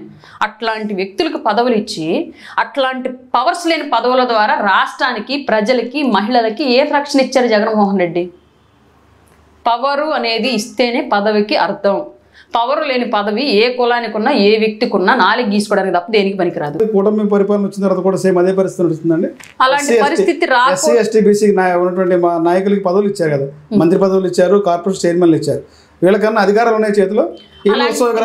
అలాంటి పరిస్థితి ఈ ప్రభుత్వం చేయకూడదు. ఇన్ కేసు చేయాలనే ప్రయత్నం చేసినా సరే ముందస్తు వార్నింగ్ లాగానే మొన్న హోమ్ మినిస్టర్ అనిత గారి విషయంలో పవన్ కళ్యాణ్ గారు ప్రస్తావిస్తూ నేను తీసుకుంటాను, అవుతుందా లేదా మీ వల్ల అని చెప్పేసి హెచ్చరించిన సందర్భాలు చూసాం మనం. దానికి కారణం ఏంటి అంటే హోమ్ మినిస్టర్ అనిత గారు చేయాలని ప్రయత్నిస్తున్నా వేరే ఏదైనా ప్రతిబంధకాలు ఆవిడకి అడ్డుపడుతున్నాయేమో అని చెప్పేసి ఇండైరెక్ట్గా ఆ ప్రతిబంధకాలకు ఆయన ఆ హెచ్చరిక పంపించారు. నేను తీసుకుంటే నన్ను ఎవరు ఆపలేరు కదా, ఆవిడ మహిళ కాబట్టి ఆపే ప్రయత్నాలు ఏమైనా చేస్తారేమో, ఆవిడ ఎస్సీ కాబట్టి ఆపే ప్రయత్నాలు ఏమైనా చేస్తారేమో, ఎవరైనా సరే అట్లాంటివి జరగకుండా నేను మాట్లాడుతున్నాను ఈ విషయం గురించి.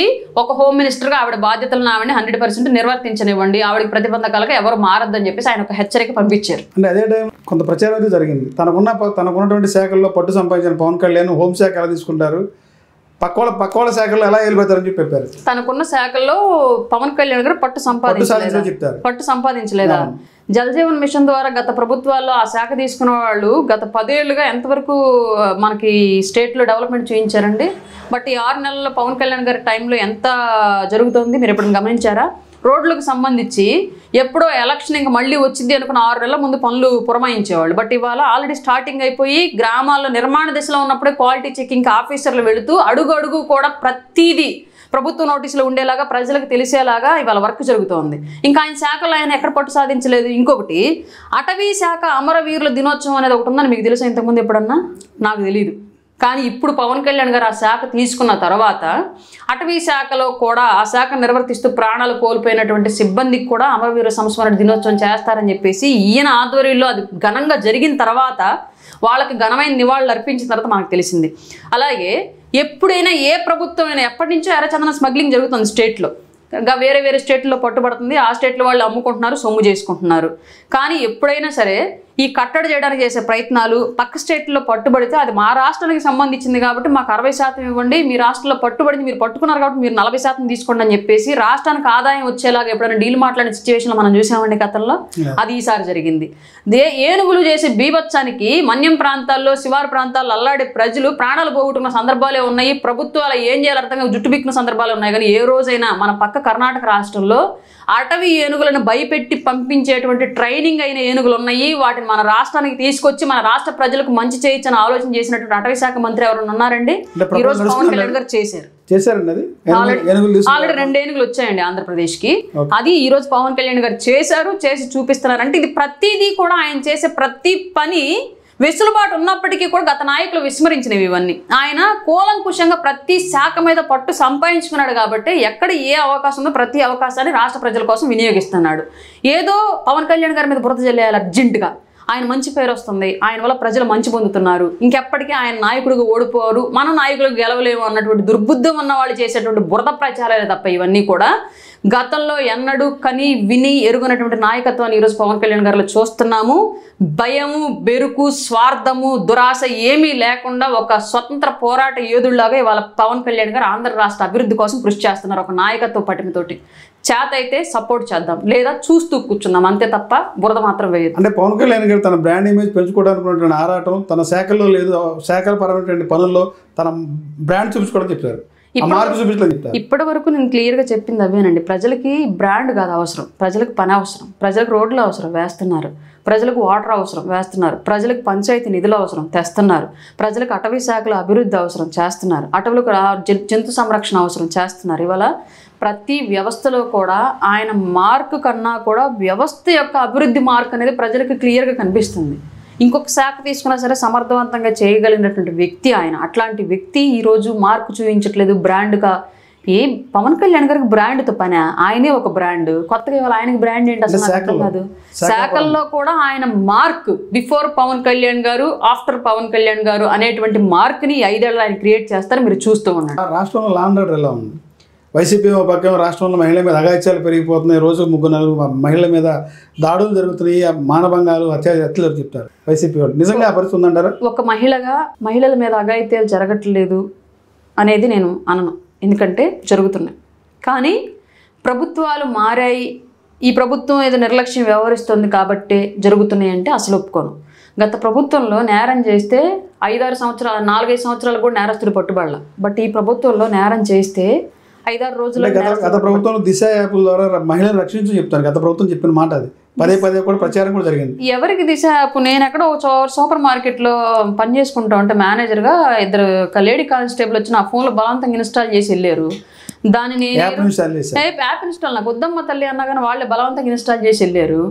దానివల్ల యూజ్ ఎవరికి జరిగింది నాకు అర్థం కాలేదు. అసలు దిశ పోలీస్ స్టేషన్లో పనులు జరగలేదు, దిశ యాక్ట్ అసలు అమల్లోకి రాలేదు. దిశ యాప్, దిశ యాక్ట్ ద్వారా రాష్ట్రంలో ఏ ఒక్క మహిళలపైన జరిగినటువంటి దాడికి శిక్షలు కోర్టులో ట్రయల్ జరగలేదు, దాని మీద శిక్ష పడలేదు.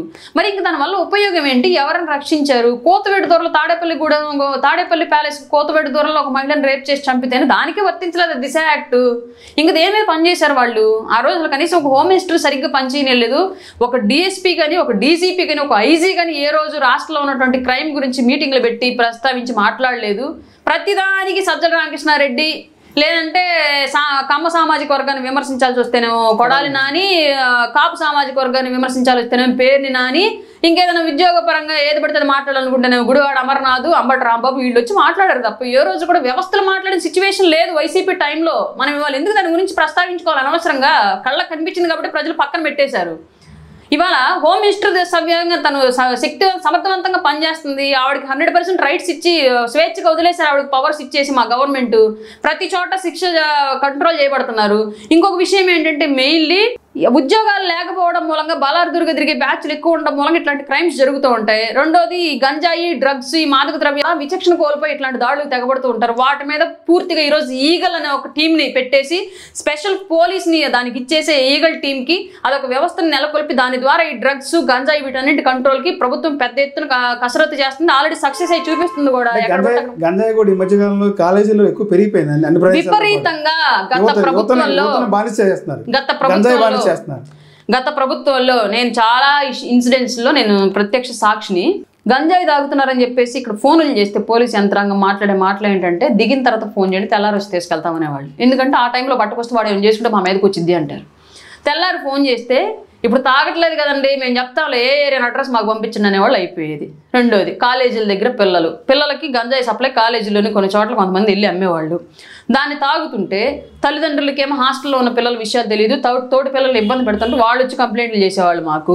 మేము వెళ్ళి కాలేజీ యంత్రాంగానికి మేము ఇన్ఫర్మేషన్ ఇస్తే వాళ్ళు మళ్ళీ రివర్స్లో ఎవడైతే మాకు ఇన్ఫర్మేషన్ ఇచ్చారో వాడి మీద యాక్షన్ తీసుకునేవాళ్ళు. ఎందుకు ఈ గంజాయి అమ్ముతున్న విషయం బయటకు పంపించింది వాడే కాబట్టి. లోకల్గా ఏం జరిగినా మాకు ఇబ్బంది లేదు, బయటికి వెళ్తేనే మా కాలేజీలకు ఇబ్బంది కదా అన్నట్టుగా తాగేవాడి మీద ఏమి యాక్షన్ తీసుకోకుండా మాకు చెప్పేవాడి మీద యాక్షన్ తీసుకున్న సందర్భాలు మేము చాలా చూసాము.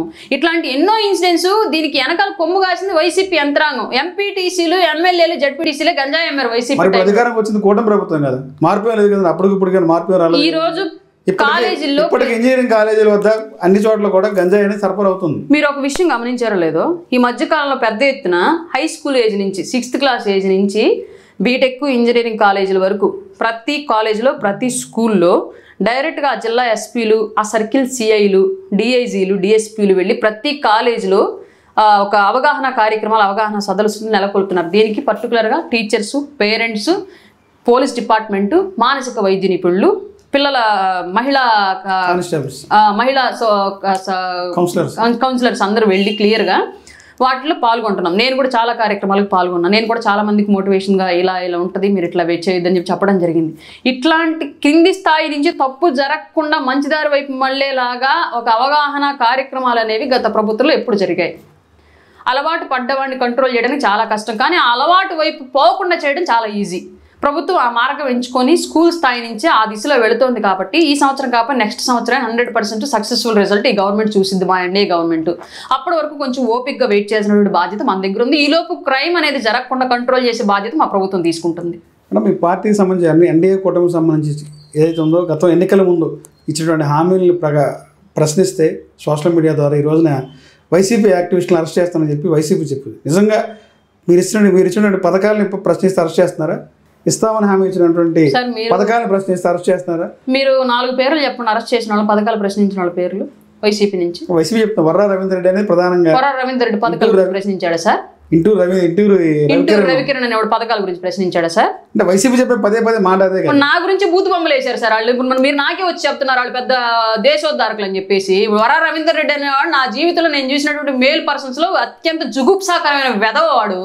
అతని గురించి మీరు సోషల్ యాక్టివిస్ట్ అంటే మిమ్మల్ని ఏమనుకోవాలి నాకు అర్థం కావట్లేదు. పార్టీ వైసీపీ ఆరోపించే ఆరోపణలు అంటే వాళ్ళు ఎదవలు కాబట్టి వాళ్ళు మంచి వాళ్ళకి కనిపిస్తారు. మమ్మల్ని ఏం చేయమంటారు? దానికి వ్యవస్థ అట్లా లేదు కదా, వ్యవస్థ మంచిగానే ఉంది. చెడపురుగులు ఏరేయటం మా బాధ్యత.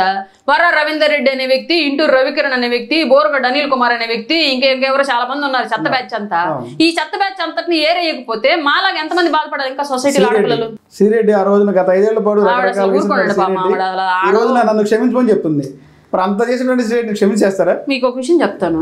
పోసాని మురళీకృష్ణ అదే క్షమాపణ చెప్తాను, సిటిజన్ గా ఉంటాను. నేను ఒకటి చెప్తాను. రామ్ గోపాల్ వర్మ ఇప్పుడు నాకు ఒకళ్ళ మీద పళ్ళ అర్జెంట్గా వెళ్ళి కత్తితో పొడిచేసా, చచ్చిపోయాడు. ఇప్పుడు నేను రియలైజ్ అయ్యా నా కత్తి నేను తెచ్చేసుకున్నా, పోయిన ప్రాణం ఎట్లా రావాలి? మేము అనేది అదేనండి. అప్పుడు మేము అందుకే క్షమించే ఉద్దేశం మాకు లేదు. చట్టపరంగా యాక్షన్ తీసుకుంటున్నాం మేము 100%. ప్రభుత్వం ఎవరైతే ఉన్నారో ఎలాంటి కేసులు అయితే నమోదయ్యాయో ఆ కేసుల ప్రకారం చట్టం తన పని చేసుకుంటూ వెళ్ళిద్ది. గత కాలంలో 5 ఏళ్ల కాలంలో శ్రీరెడ్డి మీ మీద ఒక సంచలన ఆరోపణ చేశారు. 3 పెళ్లి అదే సార్ నేను చాలా సార్లు చాలా మంది వైసీపీ వాళ్ళు ఇదే అడిగా. నాకు ఇప్పుడు 3 పెళ్లిళ్ళు చేస్తారు అదే విషయాన్ని. మీరు ఎప్పుడైతే కొంచెం మీడియాలో కొంచెం మీడియా పరంగా వచ్చి వాయిస్ ఇస్తారో వెంటనే సడన్ గా ఈ టాపిక్ వస్తుంది. నాకు అదే నాకు నవ్వొచ్చిన విషయం నేను చాలా మందిని క్వశ్చన్ చేశా. ఇప్పుడు నేను ఆర్థికంగా పూరు, మీరు ఎలాగో 3 పెళ్లిళ్ళు చేశారు, నాకు 3 భర్తల నుంచి 3 భరణాలు ఇప్పించి నాకు విడాకులు ఇప్పించండి, నేను ఆటోమేటిక్గా సెటిల్ అయిపోతాను ఫైనాన్షియల్గా, 3 ఎక్కడ ఉన్నారో వెతికి తీసుకురండి అని నేను చాలా మందిని క్వశ్చన్ చేశాను. ఆ విషయం ఎవరైతే దాన్ని ట్రోల్ చేస్తూ నన్ను బ్లేమ్ చేస్తూ ట్రై చేశారో శ్రీరెడ్డి ఇంకా ఆ వీడియోని ఉపయోగించుకొని చాలా మంది నన్ను మోరల్గా దెబ్బతీయాలని చాలా మంది ట్రై చేశారు, విశ్వ ప్రయత్నాలు చేశారు. బట్ వాళ్ళకి తెలియంది ఏంటి అంటే నాకున్నటువంటి మానసిక ధైర్యం ముందు, సమాజం పట్ల నాకున్నటువంటి చిత్తశుద్ధి ముందు, పవన్ కళ్యాణ్ గారి మీద నాకున్నటువంటి నమ్మకం ముందు ఇట్లాంటివన్నీ నాకు కేర్లో కూడా రావు. వెంట్రుకతో సమానం, క్లియర్గా చెప్పాలి అంటే, నా భాషలో చెప్పాలి అంటే. ఇవన్నీ వీళ్ళకి అర్థం కాక అట్లాంటి ప్రయత్నాలు చేశారు. నా జీవితం ఏంటి, నేను ఎలా పుట్టాను, ఎలా పెరిగాను, నాకు పెళ్ళిళ్ళు ఎన్నయ్యాయి, నా పిల్లలు ఎంతమంది, ఈ వివరాలు ఏంటి, నా క్యాస్ట్ ఏంటి, ఈ వివరాలు ఏంటి అనేది క్లియర్గా నా చుట్టుపక్కల ఉన్న అన్ని గ్రామాలకి తెలుసు, నా లోకల్ నియోజకవర్గంలో కూడా తెలుసు. ఎక్కడో ఉన్న వాళ్ళు నా మీద వీడియోలు పెడితే నేను ఎందుకు భయపడాలి, నేను ఎందుకు వెనకడుగు తగ్గాలి? ఒక పోరాటంలో నాకు ఎదురయ్యే అన్ని సమస్యలను ఎదుర్కొని నేను ముందుకెళ్ళగలుగుతాను. నేను సరైన సైనికురాలిని, ఆ యుద్ధం గెలవడానికి నేను అర్హురాలిని. ఎవరో ఇట్లాంటి బుక్కా పకిరిగాళ్ళంతా వచ్చి మాట్లాడదని చెప్పేసి నేను వెనకడుగు చేస్తే ఆ యుద్ధానికి నేను ఎలిజిబుల్ కాదు, ఆ విజయానికి కూడా నేను ఎలిజిబుల్ కాదు. అసెంబ్లీ ఎన్నికల టైంలో జగన్మోహన్ రెడ్డి మీద కొన్ని మీరు సంచలనమైనటువంటి వ్యాఖ్యలు చేశారు. అవునండి. నీ అక్రమ సంబంధం గురించి నేను మాట్లాడను అయినా రావచ్చు, నీ భార్య గురించి నేను మాట్లాడను అయినా రావచ్చు, అది ఎంతవరకు కరెక్ట్ అంటారు? ముమ్మాటికి కరెక్టే. వాస్తవం అంటారా జగన్మోహన్ రెడ్డి అక్రమ సంబంధం ఉన్నాయి? నాకు సంబంధం లేదండి, నేను అదే చెప్పింది. ప్రశ్నించమని చెప్పి అన్నారు కదా. వాళ్ళు అసెంబ్లీలో ఏం మాట్లాడారు?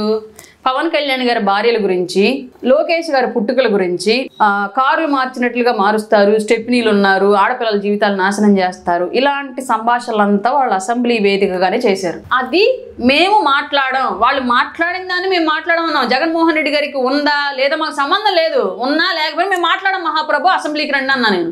దానికి వాళ్ళు గుమ్మడికాయలు దొంగలు ఎవరంటే భుజాలు తడుకున్నట్లుగా విపరీతం. ఇంకో దారుణమైన విషయం ఏంటంటే అసలు పాపం నేను ఏ మాట అనుకున్నాను, భారతిరెడ్డి గారిని పాపం బ్లేమ్ చేశారండి. నాకు సంబంధం లేదు అసలు, భారతిరెడ్డి గారు అనేది నా మైండ్ లో లేదు. ఆవిడ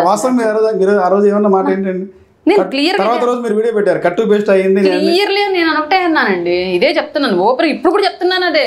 జగన్మోహన్ రెడ్డి గారి ప్యాలెస్ల గురించి, ప్యాలెస్లో ఉన్నటువంటి సంబంధాల గురించి, ప్యాలెస్ ఏతరుల గురించి, అలాగే జగన్మోహన్ రెడ్డి గారి బిడ్డల పుట్టుకల గురించి, వీటి గురించి మేము వేటి గురించి మాట్లాడము. ఎందుకంటే అక్కడ క్లియర్గా అసెంబ్లీలో అదే మాట్లాడారు గతంలో.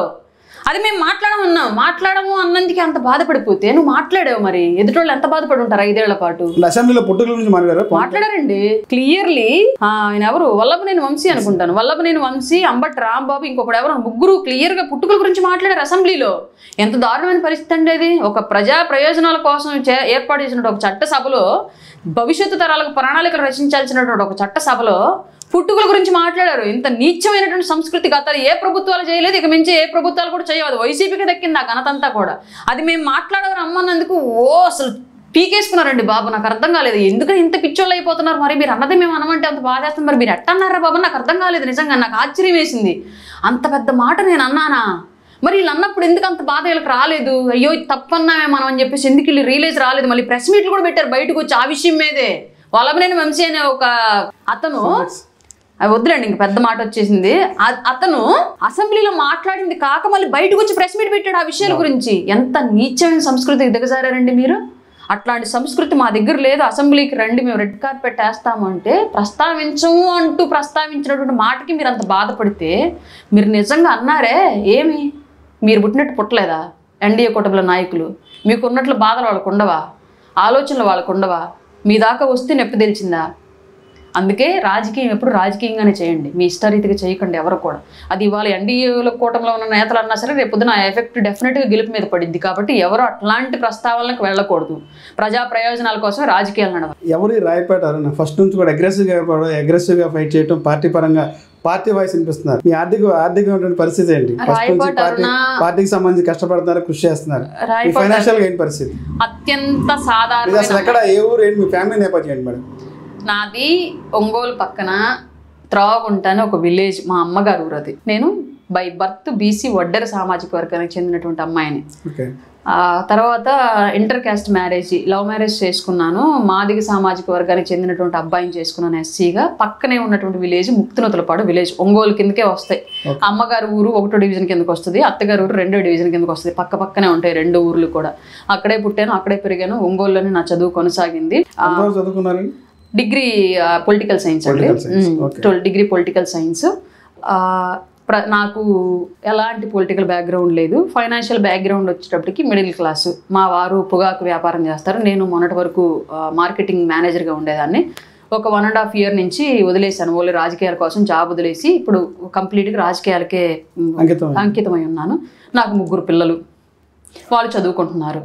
ఇది నా ఫ్యామిలీ బ్యాక్గ్రౌండ్. దీంట్లో పెద్దగా గ్రాఫ్లు వేసి చెప్పడానికి ఏమీ లేదు. నేనేదో అగ్రెసివ్గా ఉన్నాను కదా అని చెప్పేసి నాకేదో పెద్ద వెనకాల బ్యాక్గ్రౌండ్లు ఏమీ లేవు.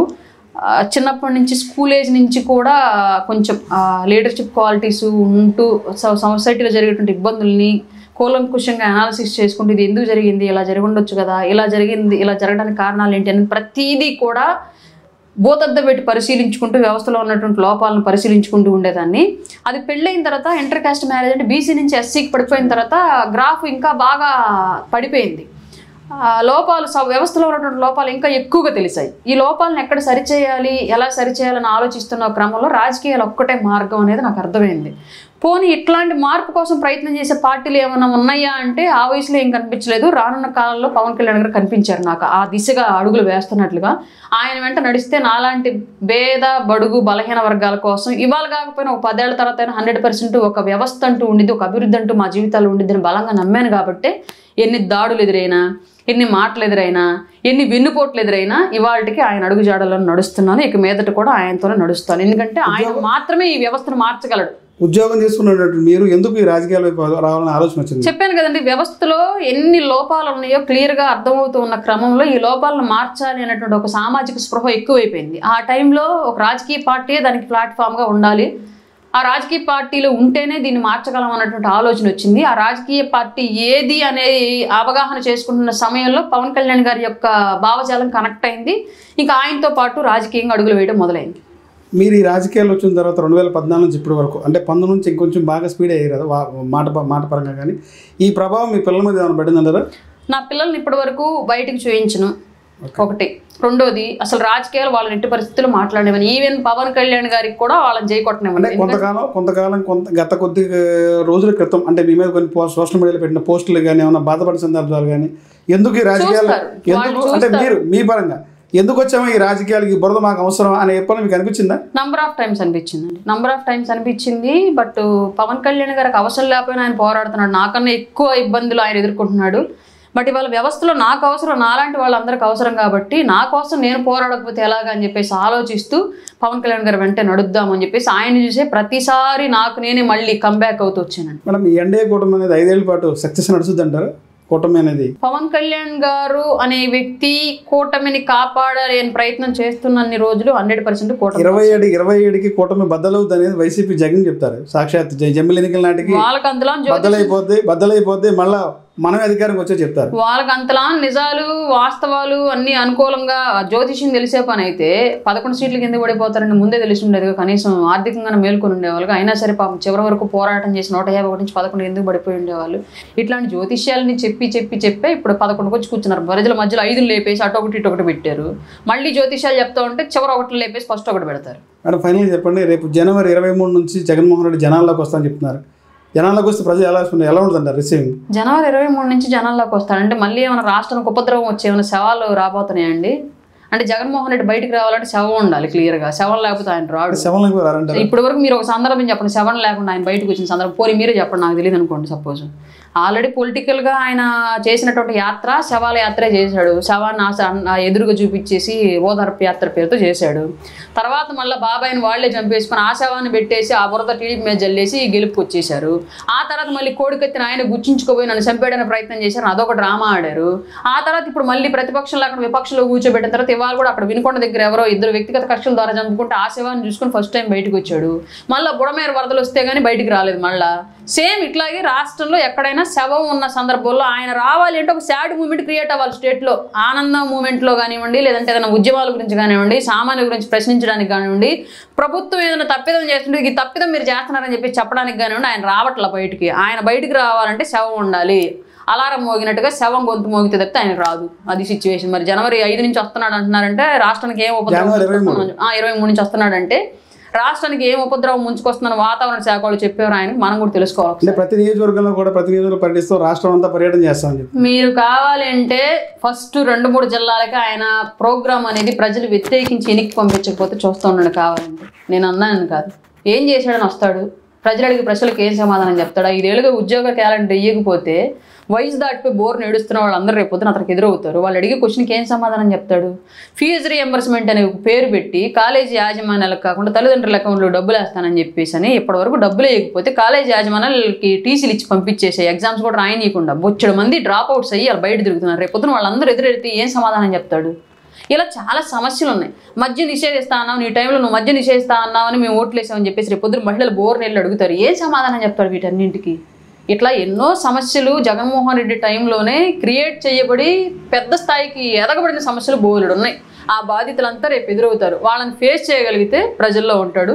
ఫేస్ చేయలేకపోతే 1 నెల 2 నెలలకే తోక ముడిచి మళ్ళీ తాడేపల్లికో బెంగళూరుకో వెళ్ళిపోతాడు. మేడం ఫైనల్గా చెప్పండి, లాస్ట్ ఇప్పుడు వరకు ముఖ్యమంత్రులు మీకు బెస్ట్ సీఎం అంటే ఎవరు చెప్తారు? బెస్ట్ సీఎం అంటూ నాకు తెలిసినంత వరకు ఇప్పటి వరకు ఎస్పెషల్లీ మేము కూటమిలో ఉన్నాం కాబట్టి మాట్లాడట్లేదు. ఆంధ్రప్రదేశ్ విడిపడిన తర్వాత ఏర్పాటైనటువంటి 4 ముఖ్యమంత్రులు బెటర్ వన్గా నేను సిబిఎన్ గారిని ఇప్పటివరకు చూశాను. ఇక మీదట వచ్చే వాళ్ళలో ఎవరుంటారు ఏంటనేది తెలియదు. అంటే ఈయన మార్క్ని బీట్ చేసి ఇంకా అభివృద్ధి చేయగలిగే స్థాయిలో ఎవరైనా ఉంటారా లేదా అన్నది మనం భవిష్యత్తు చెప్పాలి. ఇప్పటివరకు నాకు ఊహ తెలిసిన తర్వాత నేను చూసినటువంటి ముఖ్యమంత్రులు అయితే సిబిఎన్ గారు బెటర్ సీఎంగా ఉన్నారు. ఇప్పటి వరకు జనసేన పార్టీ పవన్ కళ్యాణ్ సీఎం చేయాలనేదే main agenda.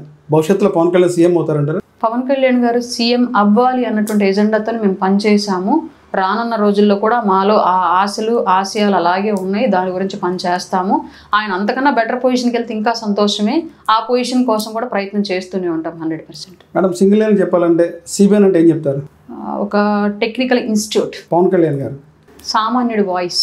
Jaganmohan Reddy money జలగనే లిచ్. డబ్బు అధికారమే కావాలి, వేరే ఇంకేం అవసరం లేదు. దీనికోసం తల్లిని వదిలేస్తాడు, చెల్లిని వదిలేస్తాడు, బాబాయిని చంపేస్తాడు, ఇలా ఏమేం చేసేస్తాడు. డబ్బు పవర్ ఈ రెండే ముఖ్యం. నారా లోకేష్ గారు తండ్రికి తగ్గ తనయుడు. మేడం ఫైనల్గా ఒక్క మాట చెప్పండి, జనసేన పార్టీ త్వరలో బీజేపీలో విలీనం అవుతుందనేది కొంత ప్రచారం జరుగుతుంది. నిజంగా జనసేన పార్టీ బీజేపీలో కలుస్తుందా?